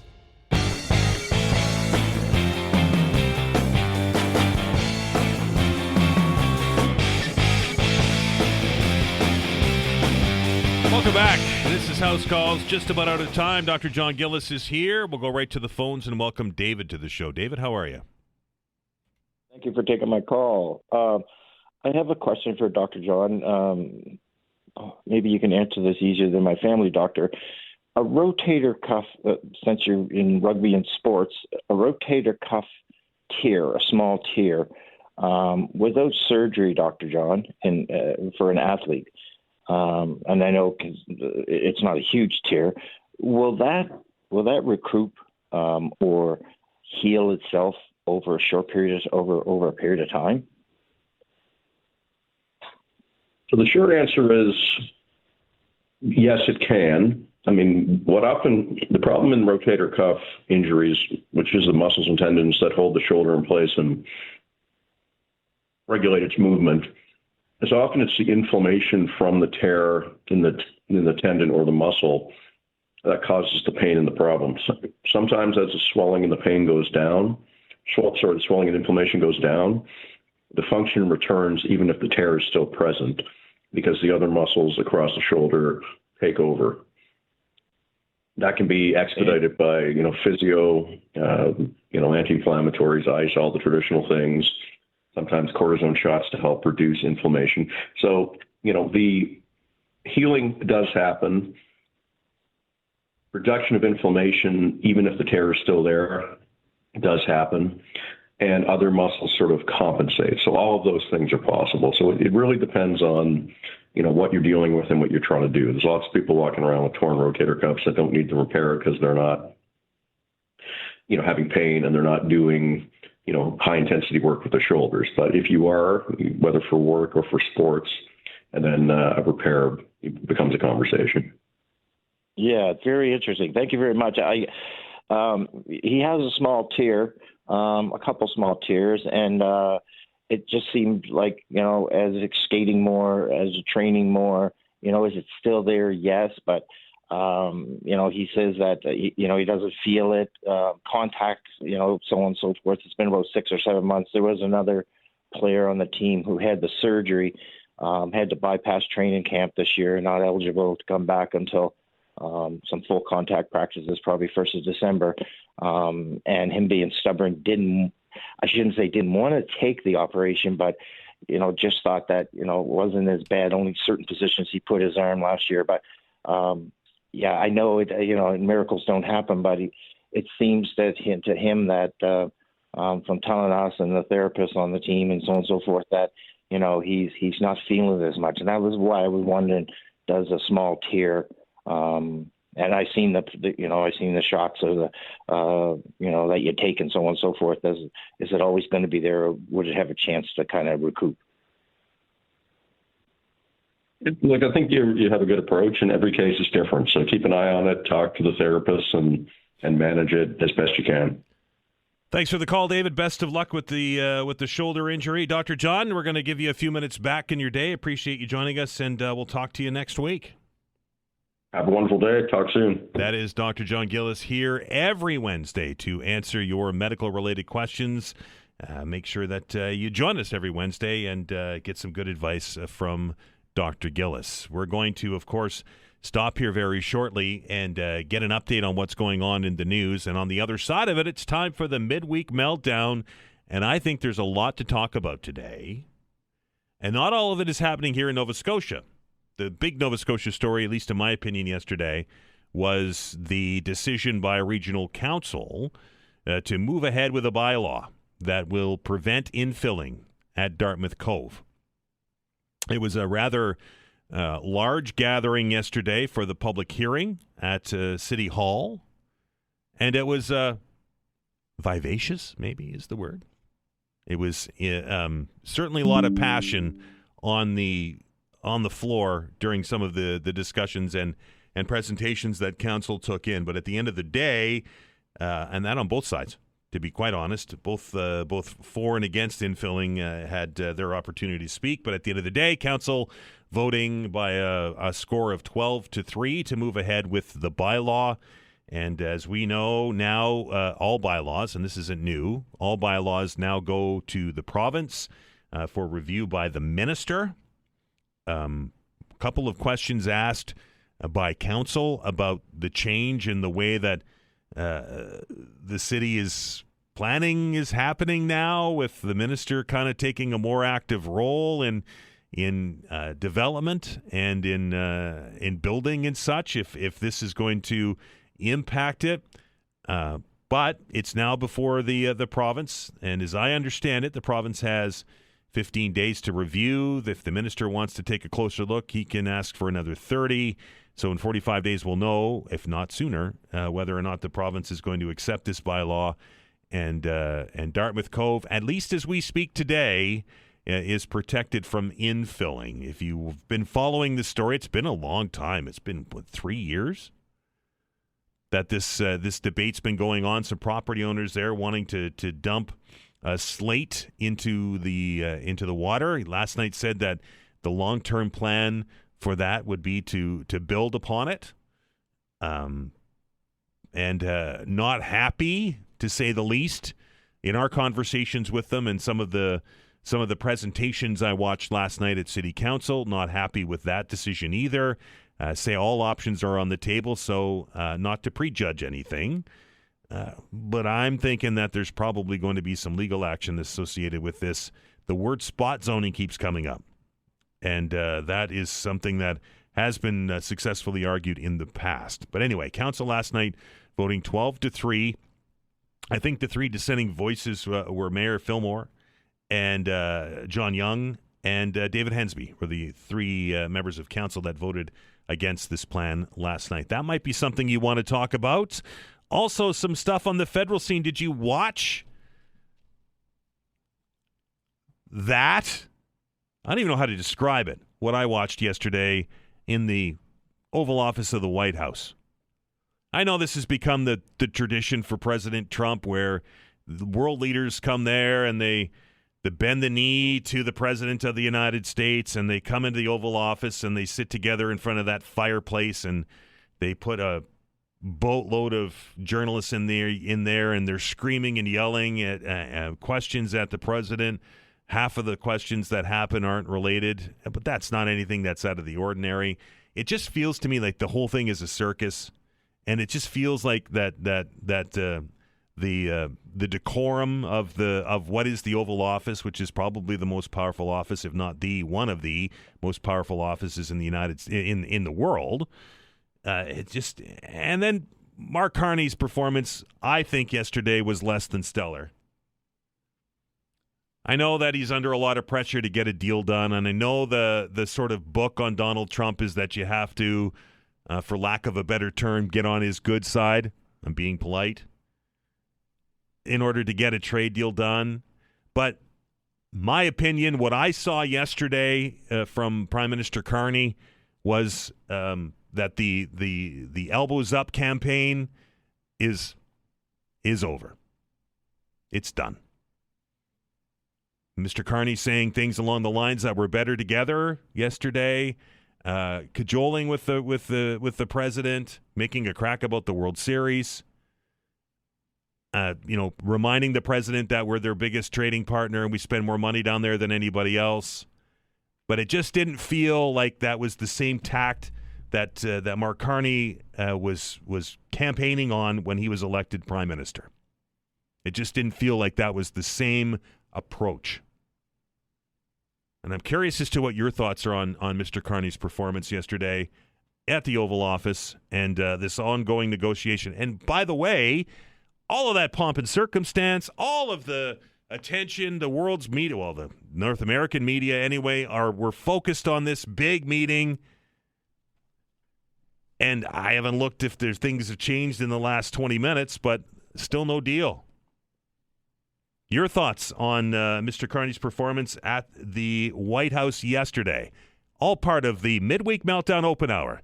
The lines are now open, 902-405-6000 or 1-877-801-8255. Your calls after the news. Facts.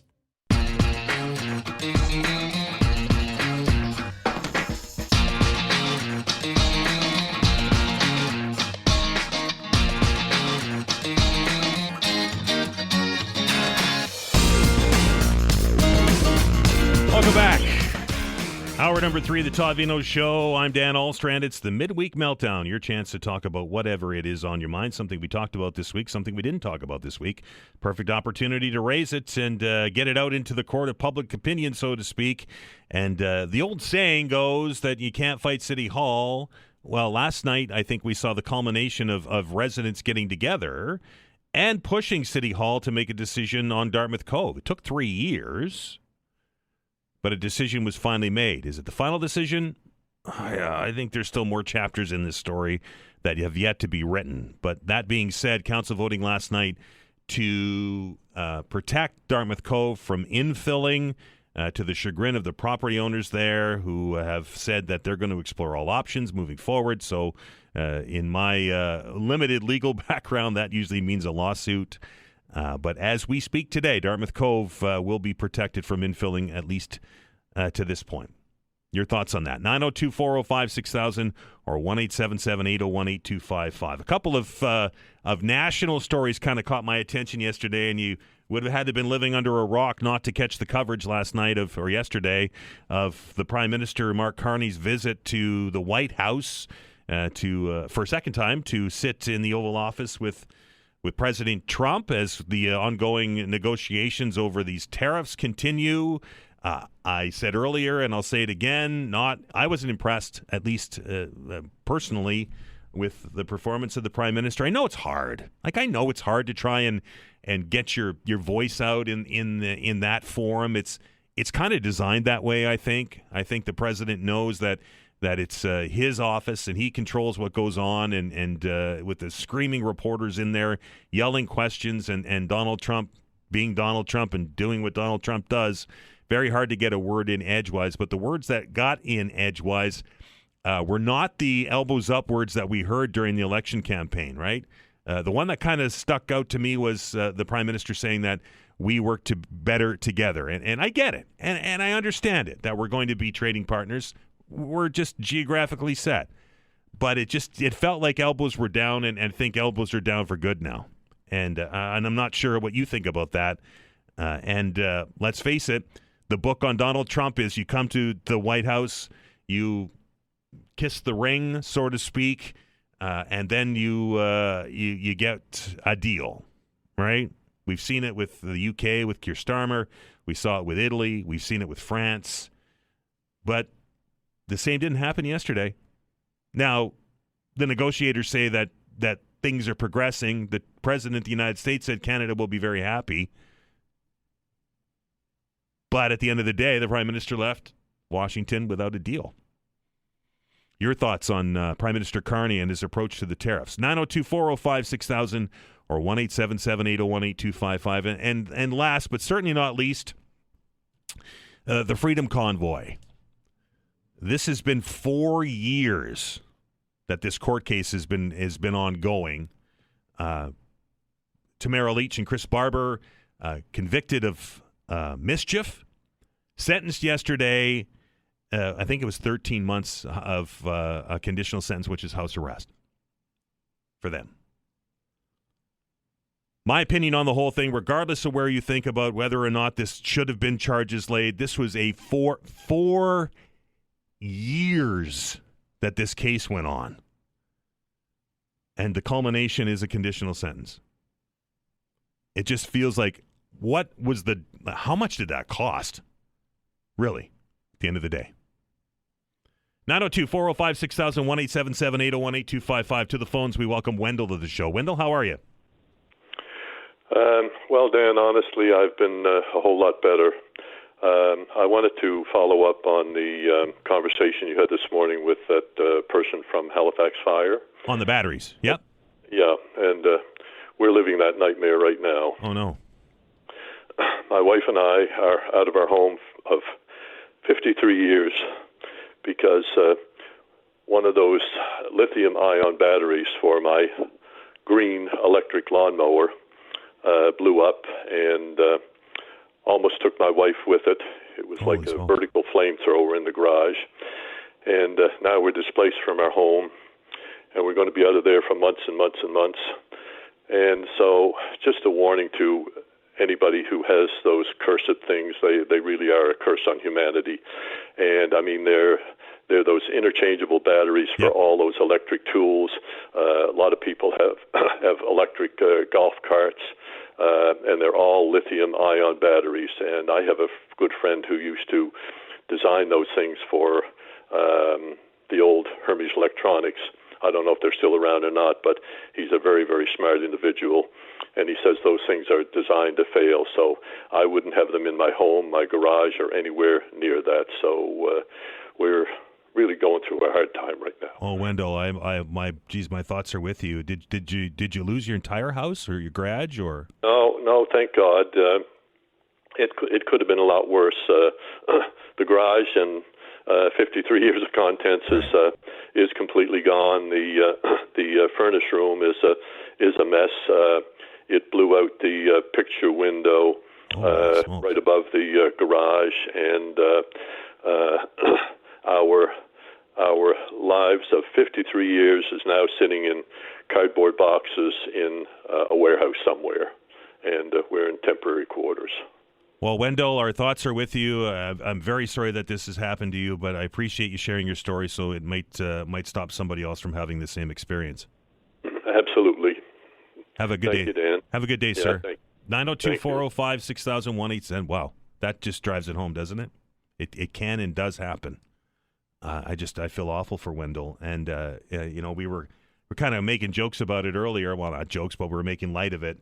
But that's the real world story right there. It can happen in an instant, and when it happens, it's too late. So be careful with them. I know they're probably going to be a part of our life until we develop something. I know that Dr. Rob was talking about sodium batteries.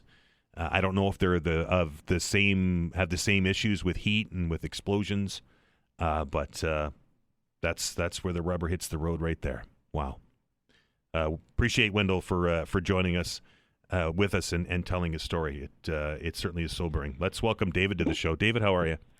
Hi, Dan. How are you? Good. What's on your mind? I was at the Dartmouth Cove session of Regional Council last night. I watched it on TV. Yeah, that's great. I'd love to talk about it. Sure. Well, I'm really pleased that Council voted in favor of moving forward with the bylaw and putting this in place, and only 3 people voted against it. Mm-hmm. Councillor Young, Councillor Hensby, and the mayor. Yep. And listening to all the people speak, it was really powerful and compelling. There was a 14-year-old from Bicentennial Junior High that spoke, and she said she walks her dog at the Cove every day, and she goes there to feel good and reflect, and she wants to be a marine biologist, and that you'd never fill a cove like that in because it wouldn't promote biodiversity. And it was just a really nice showing of the community. There were tons of speakers, and then at the end there was quite a bit of action with the Hickey cousins, and it was quite the meeting. It certainly was. David, this is obviously a victory for you and the supporters of Dartmouth Cove last night. Yes. I think it is, Dan. No, it is for sure. But as you said, at the start of the hour, there's more battles to come. The province has to approve this, and we know their track record lately on how they feel about things that the city does. And we still have to wait for decisions from the federal government. But I think right now, for today, people that want to see Dartmouth Cove thrive and be kept the way it is, we can celebrate. But then we have to start putting pressure on the province. That's the next step. I think this is an important lesson, not necessarily just for Dartmouth Cove and for protecting it, but how when a community gets involved in something that they can affect change and they can hold council's feet to the fire and they can change the mind of people. That's right. And it's just simply people power. It's people calling counselors. It's the classic emailing clerks at halifax.ca so that your email goes to all the counselors and the mayor and senior staff. It's people putting up signs. It's people talking to each other. It's people calling in to your show and getting to talk about it. And, lots of politicians listen to your program. And I think we just have done a really good job at not just saying, like, we don't want this, but saying why, why Dartmouth Cove means something to us. Absolutely. David, I appreciate the call, and you're right. I don't think this is the end, but at least a victory for now. Thanks, Dan. Take care. 902-405-6000, 1-877-801-8255. It's very easy to label neighborhoods when we have controversy, and we see it often, right? We see it with development. I talked about it yesterday. We saw it with Dartmouth Cove. We see it with all kinds of different areas of the city where neighbors stand up and they're opposed to a project. But on a wider scale that Dartmouth Cove was, and I've had a number of conversations with sitting city councilors and former city councilors who are involved in this, and the amount of correspondence, the number of phone calls, the number of people actively engaged in this file, and I'll say on both sides, really truly shows the power of the people when it comes to municipal politics. And that's why people, I think it's so important that we keep our eye on the ball when the province starts to step in on things. Because does this happen if this is the minister, John Lohr, that's doing this? Do we have the public consultations? Do we get the access to municipal politicians when this happens? Or is it based on the color of the sign in your front lawn of the person that you voted for? That's why it's so important, I think, that we maintain a municipal level of government, because without this, I don't think we see the same result that we saw last night. We're going to stop and take a break. The open hour continues on the other side. You're listening to the Todd Veinotte Show. I'm Dan Alstrand. We're back in minutes.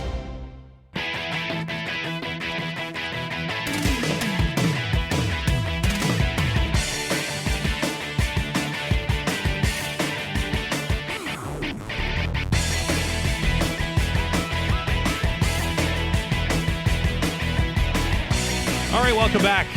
This is the Midweek Meltdown. The lines are wide open if you want to get on. Perfect opportunity. 902-405-6000 or 1-877-801-8255. Lots of things happened yesterday I thought would be good topics of discussion. But, of course, the beauty of an open hour is that you can chat about just about anything that you'd like to. That's why we do open hours. 902-405-6000 or 1-877-801-8255. If you were listening to the program right at the beginning this morning, you heard our conversation with the leader of the NDP here in Nova Scotia, and that was Claudia Chender, who, by the way, also is the MLA for the area that is encompassing Dartmouth Cove, and got an email from Ken, and it reads, "Hey, Dan, love the show and hosting, but it seems lately that it's the NDP's soapbox. I'm hearing Claudia Chender's voice second only to yours on the show."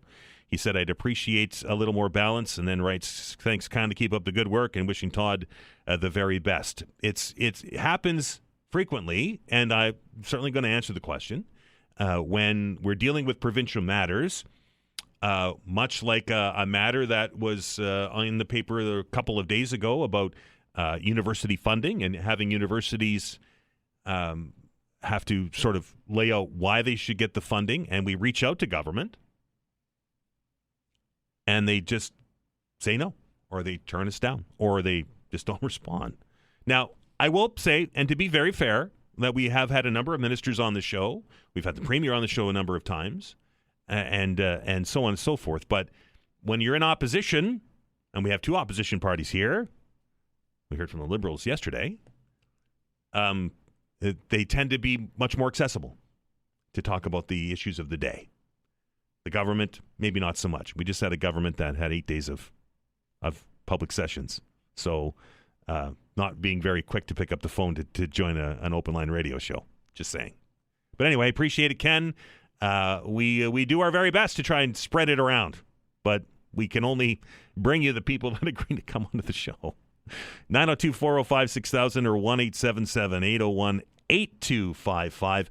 Interesting. I thought there would be more reaction on the program today about the decision yesterday in the Ontario courts about the Freedom Convoy. Tamara Leach and Chris Barber were sentenced to a conditional sentence yesterday for their part in that convoy that we saw in Ottawa that was, 3 weeks long? And after that, a 4-year court process, all to come down to, I think it was 13 is the number that sticks in my head, a month conditional sentence, which essentially rolls out to house arrest. I think this, regardless of what I think of whether or not this should have been prosecuted, a 4-year trial on a mischief charge? It's incredible.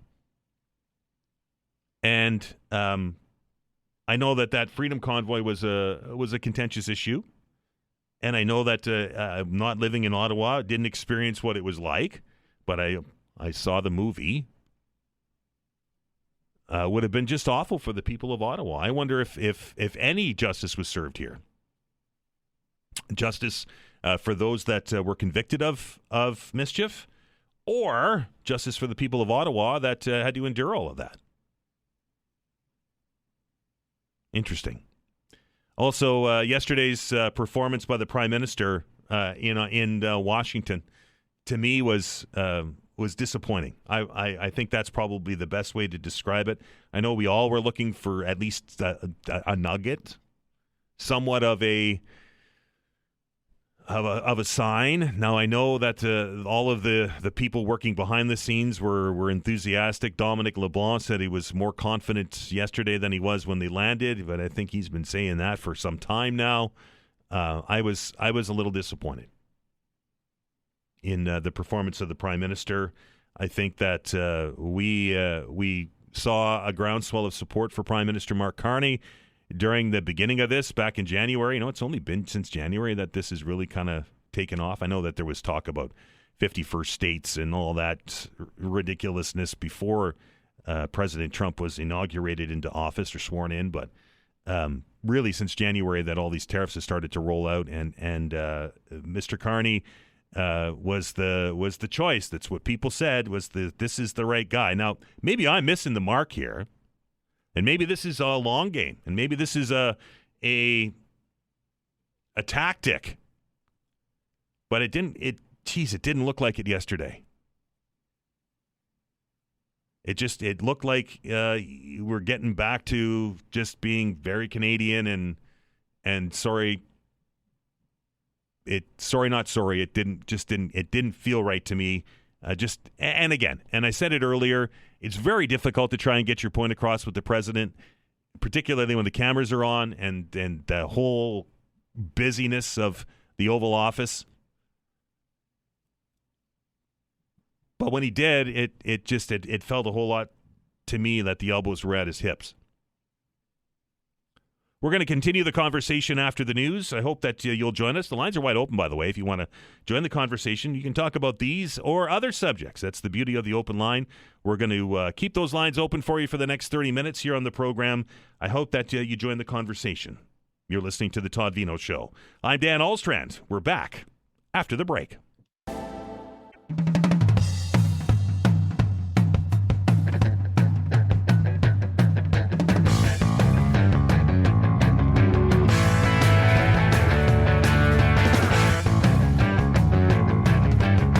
Back to the Todd Veinotte Show. It's a midweek meltdown. 902-405-6000 or 1-877-801-8255. Those are the numbers. There's a few lines available if you'd like to get onto the show. It's nice to talk to Vanessa, but I'd like to talk to you too. Let's do it on the air, right? 902-405-6000 or 1-877-801-8255. We start with David. David, how are you? Great. How are you doing? Good. What's on your mind today, sir? Just a couple things, Dan. Last night on the news, I don't know if you caught it, and maybe I'm digging at something here, but sure. It's kind of coincidence. Dartmouth Curling Club, yep. There was a problem with the ice They didn't say what it was. I think it's the ice plant. I think it's the plant that makes the ice at the facility had a critical meltdown, and it's unable to work anymore. So they're in big trouble. Yeah, they're in big trouble. So what I'm thinking here is that it's been there since, I don't know, 30s, 40s, whatever. They interviewed one of the parents last night who didn't know much, and I think CBC probably should have interviewed the manager instead. But sure. So be it. The parent tried their best, kind of put them on the spot. Yep. But I'm just thinking, Dan, that's prime land, and maybe Dartmouth Curling Club doesn't have the money. Maybe someone needs to step in. I think it needs to stay there. I think it's a community thing for everybody. I agree. Not just on the Dartmouth side. And I think what's going to happen here is someone's going to get their fingers in it, and that's prime land, Dan. That's worth millions of dollars. And if you go down there, you got King's Wharf, and you got these new buildings going up. That's going to be pulled under someone's nose, rug, whatever you want to call it. Sure. And that's going to be sold. Gosh, I hope not, because it is. You're right. It's a community place, and there's some pretty significant curlers come out of that club. Yeah, and I think if it's a plant, if something has to be fixed, I think it has to be looked in deeper. And I think just the interview with a parent last night by CBC didn't do any justice, because she turned around and said, "Look, the ice is melting." Yeah, well, that's easy to see. What's the problem, and how can we fix it? I don't know if you can dig into it. I don't know. Well, I can tell you, David, that people have reached out to us about it, and we are trying to get somebody to come on the show by the end of the week to sort of highlight what's going on with it. But we'll do our very best. Yeah, I appreciate that, and I think we'll be listening and hope someone can let us know what's going on there, and I hope it can be saved. Congrats on the no for the infilling. That's as a Dark Multi, and that's crazy good news to hear. I just think, and I said it before, and I think you agree on this, that the development in this city is pushing to a real high. Maybe we're not paying attention, and some things are happening that need more looking into before the green light is lit up. David, appreciate the call, sir.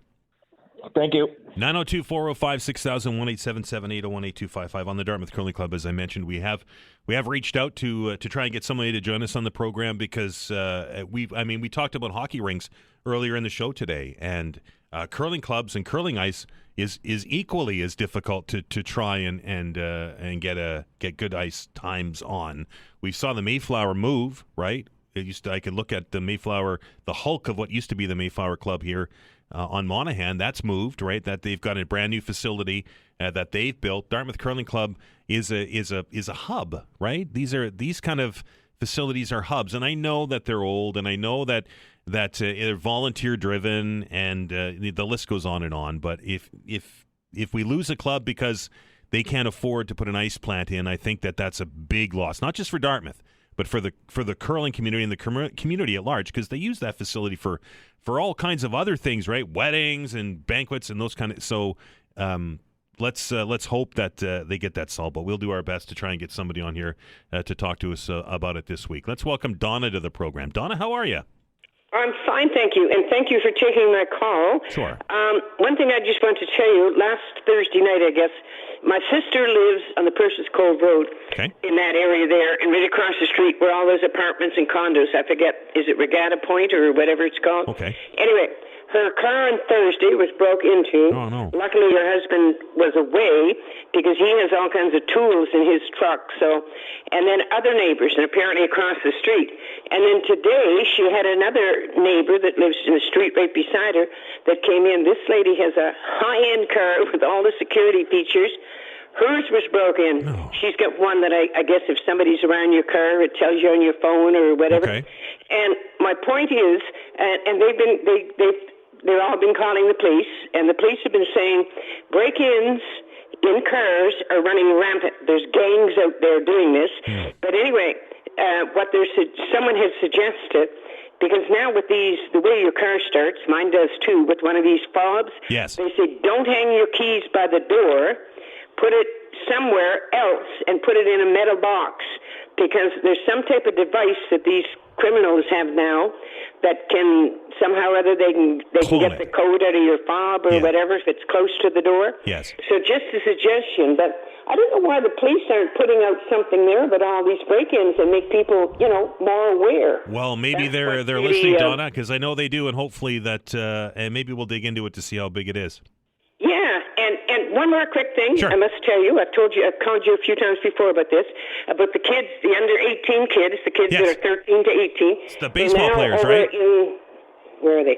Argentina. Oh, wow. And they won their first game, and they lost the first game, but they won the second game. And 5 kids, there's 16 or 17 kids on that team from all across Canada. 5 of them are from Nova Scotia, one being my nephew, whom I'm very proud of. And anyway, and all 5 of these kids from Nova Scotia all were members of the Brookfield Elks, so that must be a terrific ball team. So anyway, they still have 3 more games to go. So next week, when it's all finished, I'll give you a call and let you know how they all did. But there's not a thing on the news about, who went. There's a big write-up. I went to something about the Pan Am Games, and there was a big write-up about each of the boys from Nova Scotia. 2 of them were even brothers. There you go. But anyway, so I just wanted to let you know that thing too. But the police thing, everyone, please beware. Do not leave your keys by the door. And they're telling you to put them in a metal box. But if you've got something valuable in your car, they're going to smash your window and get in anyway. Right. But they're telling you, this thing is on the go. Anyway, that's all I've got to say Thanks, for today. Donna. And and thank you appreciate very you much keeping for us taking my call. For sure, and appreciate you keeping us in the loop. 902-405-6000 or 1-877-801-8255. It seems that whenever we take a step forward with technology, right, we end up taking 2 steps back, and that's not the first time that I've heard of people. It's called cloning. They're able to pick up the RF signal, the signal that goes from the fob that you have on that makes your car go doot doot. Well, that's and mine. I can't start mine without a fob, my vehicle. So they suggest that you try to keep that as far away from the vehicle as you can. The metal box, I think, is called a Faraday box.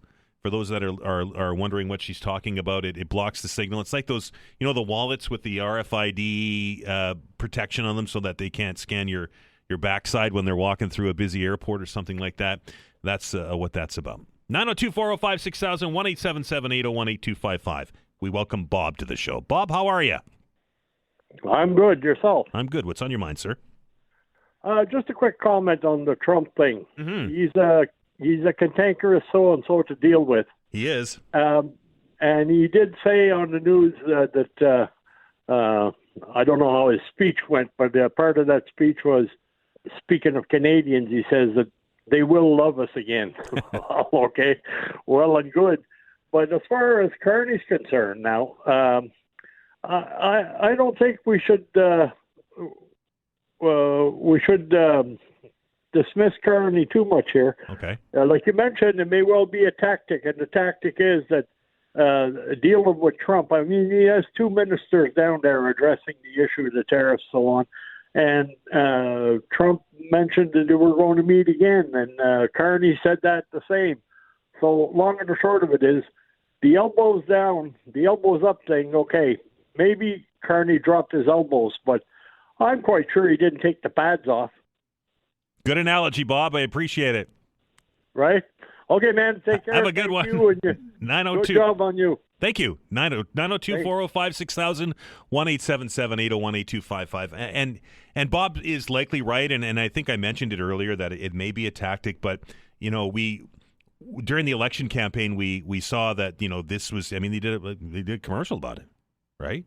And up until just a short time ago, it was, we have to diversify. We can't.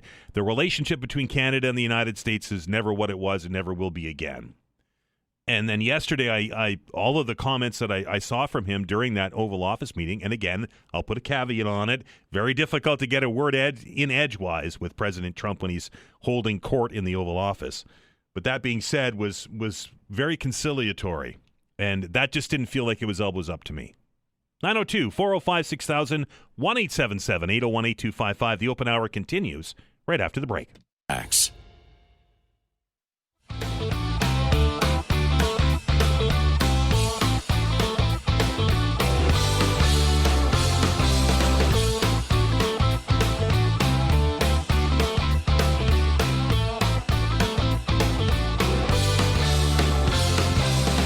Welcome back.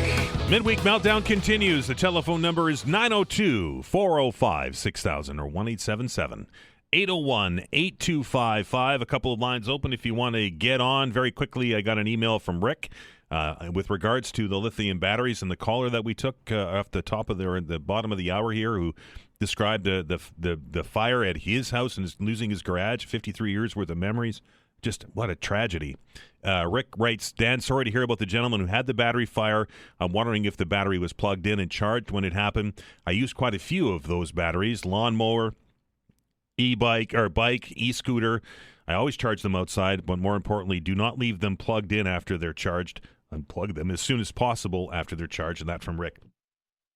I was, during the interview that we had with Halifax Fire on this, I'm just sitting back and thinking of, right now as I'm chatting with you here on the air, and how many, and now I don't have the big batteries like the e-bikes or the e-scooters or lawnmowers or anything like that plugged in, but I do have a tablet plugged in at home. I do have a laptop that's plugged in at home, and it's always plugged in. And I know Vanessa was kind of giving me the look through the glass as well. Like, she has some things. So I wonder how many of us actually do that and don't even think about it, right? And I guess that when you're having an awareness campaign, that's what this is all designed to do, is to make you think about it. And boy, that story just really drives everything home, doesn't it? Let's welcome Keith to the show. Keith, how are you? Keith, are you there? Keith, I'm going to stick you back on hold. I can't hear you. Maybe Vanessa can sort that out, and we'll move forward. Lots of emails coming in with regards to some of the things that we've talked about here on the open hour today. One of them, this one from Mark, with regards to the sentencing of Tamara Leach and Chris Barber yesterday in Ottawa. He writes, the trial and sentencing of Tamara and Chris was a witch hunt and a message to anyone else thinking about protesting our dictatorship government. Mark continues to write, 4 years of taxpayers' money to pursue a mischief charge. Really? We all paid for this fiasco so the Liberals could save face. Embarrassing and costly. And that comes to us from Mark. Very quickly, while I have a moment here, you probably heard the ads. This is a very special week for this radio station. We're going to celebrate our 20th anniversary. 20 years ago, we launched the station, and I think Andrew Christo was sitting in this chair when it happened. And so we're going to celebrate that fact with a big show planned for you for Friday. We're going to be live on location. We'll be down at the Westin Nova Scotian, and I'll be in the lobby there. And we'll be welcoming in all kinds of special guests, some alumni, people that you haven't heard from for a while, people that you haven't seen for a while are going to be joining us on the air. We're going to pay tribute to some of the people that have come before us and of course, sadly, are no longer with us. And we're also going to pay tribute to you, the listener. You're all invited to come down. So we'll have a birthday cake down there. I'm told it's a special cake. And they're being very secretive about the whole thing, so I don't even know what it's going to look like. But anyway, you're all welcome to come down and join us down at the Westin. That's going to go from 10 until 1 on Friday, and I hope to see a lot of you down there. 902-405-6000. Keith, are you there? Keith, you're breaking up. Are you driving? Yeah, I'm on the road. I pulled off the road, but I don't know if you can hear me though. I can just barely make you out, Keith. Very quickly, what's your point? Yeah, to the lady that called in earlier about the fobs. There you are, yeah. She said put the fobs, not close to the door in a metal box or something. Well, about a month ago, we had the police chief, top cop of Canada, telling everybody to comply when they get home invaded. Put their keys next to the door so they don't have to work too hard. Wow. That doesn't make much sense, does it? No. Keith, I'm gonna have to let you go. Your phone's breaking up, but I appreciate you calling and letting us know. Yeah, the fob thing is quite wild, and as I mentioned earlier, I'm sitting here thinking about it during the break, and very quickly before I get to our next caller, I have a fob that runs my vehicle, and you have to have it in your pocket or close by, and I don't even think. Now mine breaks apart, and it has a door key on it. Right, I can open the lock on the door, but don't think I can start my vehicle without that fob. Like there's no manual option, if that's or a non-digital option, I guess is the right way to do it, because it's push button start, right? So, yeah, without that fob, you're kind of done, and it's not like you can just ditch it and go with the key. At least my situation is. 902-405-6000, 1-877-801-8255. David, how are you? Good morning, Dan. Thank you very much for taking my call. Sure. I'm calling regarding a comment that was made by one of your callers on Monday, and I'm a regular listener to the show, mostly daily. And Thank you. Someone called in and talked about the uselessness, not the usefulness, the uselessness of the counselor hour. Okay. On Monday. I don't know if you remember that call. I do, absolutely. Yep. Yeah, okay. And then on Tuesday, you commented about the usefulness regarding discussions with HRM and the governor of Nova Scotia. Yeah. I would just like to support your part of it.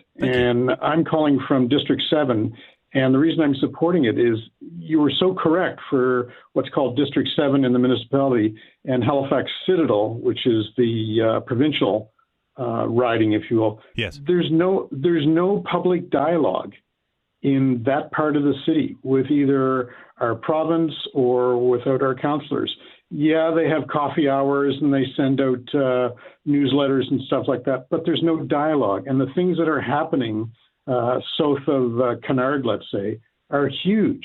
Whether it's the new urban greenway into Point Pleasant Park, whether it's tearing down the former Memorial Library, it just kind of goes on and on and on. And we found out last night that all the houses are probably going to be torn down on now Inglis Street. Really? In addition, yeah, across from St. Mary's. In addition to Roby Street, which we've all seen across from Camp Hill Cemetery. And Spring Garden, too. They're knocking down a bunch of old houses on Spring Garden Road right by Roby Street. Exactly. And as John Wesley Chisholm said, density is great, but when you put up 4 Fenwick Towers in the heart of the city with narrow roads, this place is just going to get more of a mess than it is. They've made Oxford Street basically a 2-lane street with all these bump outs. And anyway, so the only way that the public can talk to its politicians seems to be on your show. So I just want to compliment you because it's really needed. And we're going to welcome you guys on Friday to the Westin. There's a couple of regular call-ins who are going to be there. All right. And we really appreciate that. It's like Councillor Hinch, I think her name is, in the North End. She's having a town hall at the Devonshire Centre tonight. We never get those things in District 7 or Halifax Citadel. So we're looking for the Todd Veinotte show to be our town hall, and hope to see you Friday. We'll do our very best, David. That's a big mantle to carry. Yeah, I know. Take care, man. All right. 902-405-6000, 1-877-801-8255. Again, I hope to see you all down there. It'll be busy. Obviously, we're going to have people moving in and out. Some really special guests. Vanessa, I have to say this, and I know I say it every day, but Vanessa has been working extra hard on this show. She's putting her blood, sweat, and tears behind the whole thing to try and do. As I mentioned, those that came before us and 20 years of y'all listening to us, which we truly do appreciate. I know it sounds these platitudes happen all the time, but we really, really do appreciate it. And I just wanted to give Vanessa a shout out. Her face is turning red. And she's really tired right now, but it's going to be really, really good. So please listen. And listen, and if you're around and you want to combat the traffic and the congestion, then we'll certainly welcome you down there, and we'll have some stuff down there. And I'm not even supposed to say this, but I think we might even have a door. No, don't say it. I think we might even have... Hey, I'm the boss, right? We might even have a door prize down there for you to get in on a draw. So there's that. Appreciate each and every one of you for dialing numbers, joining the show. You make my day when you do that. We're going to stop. We're going to take the rest of the day off because that's what we do around here. Vanessa needs some rest. Tomorrow we'll do it all again. Until then, everybody, please be well and be kind to one another.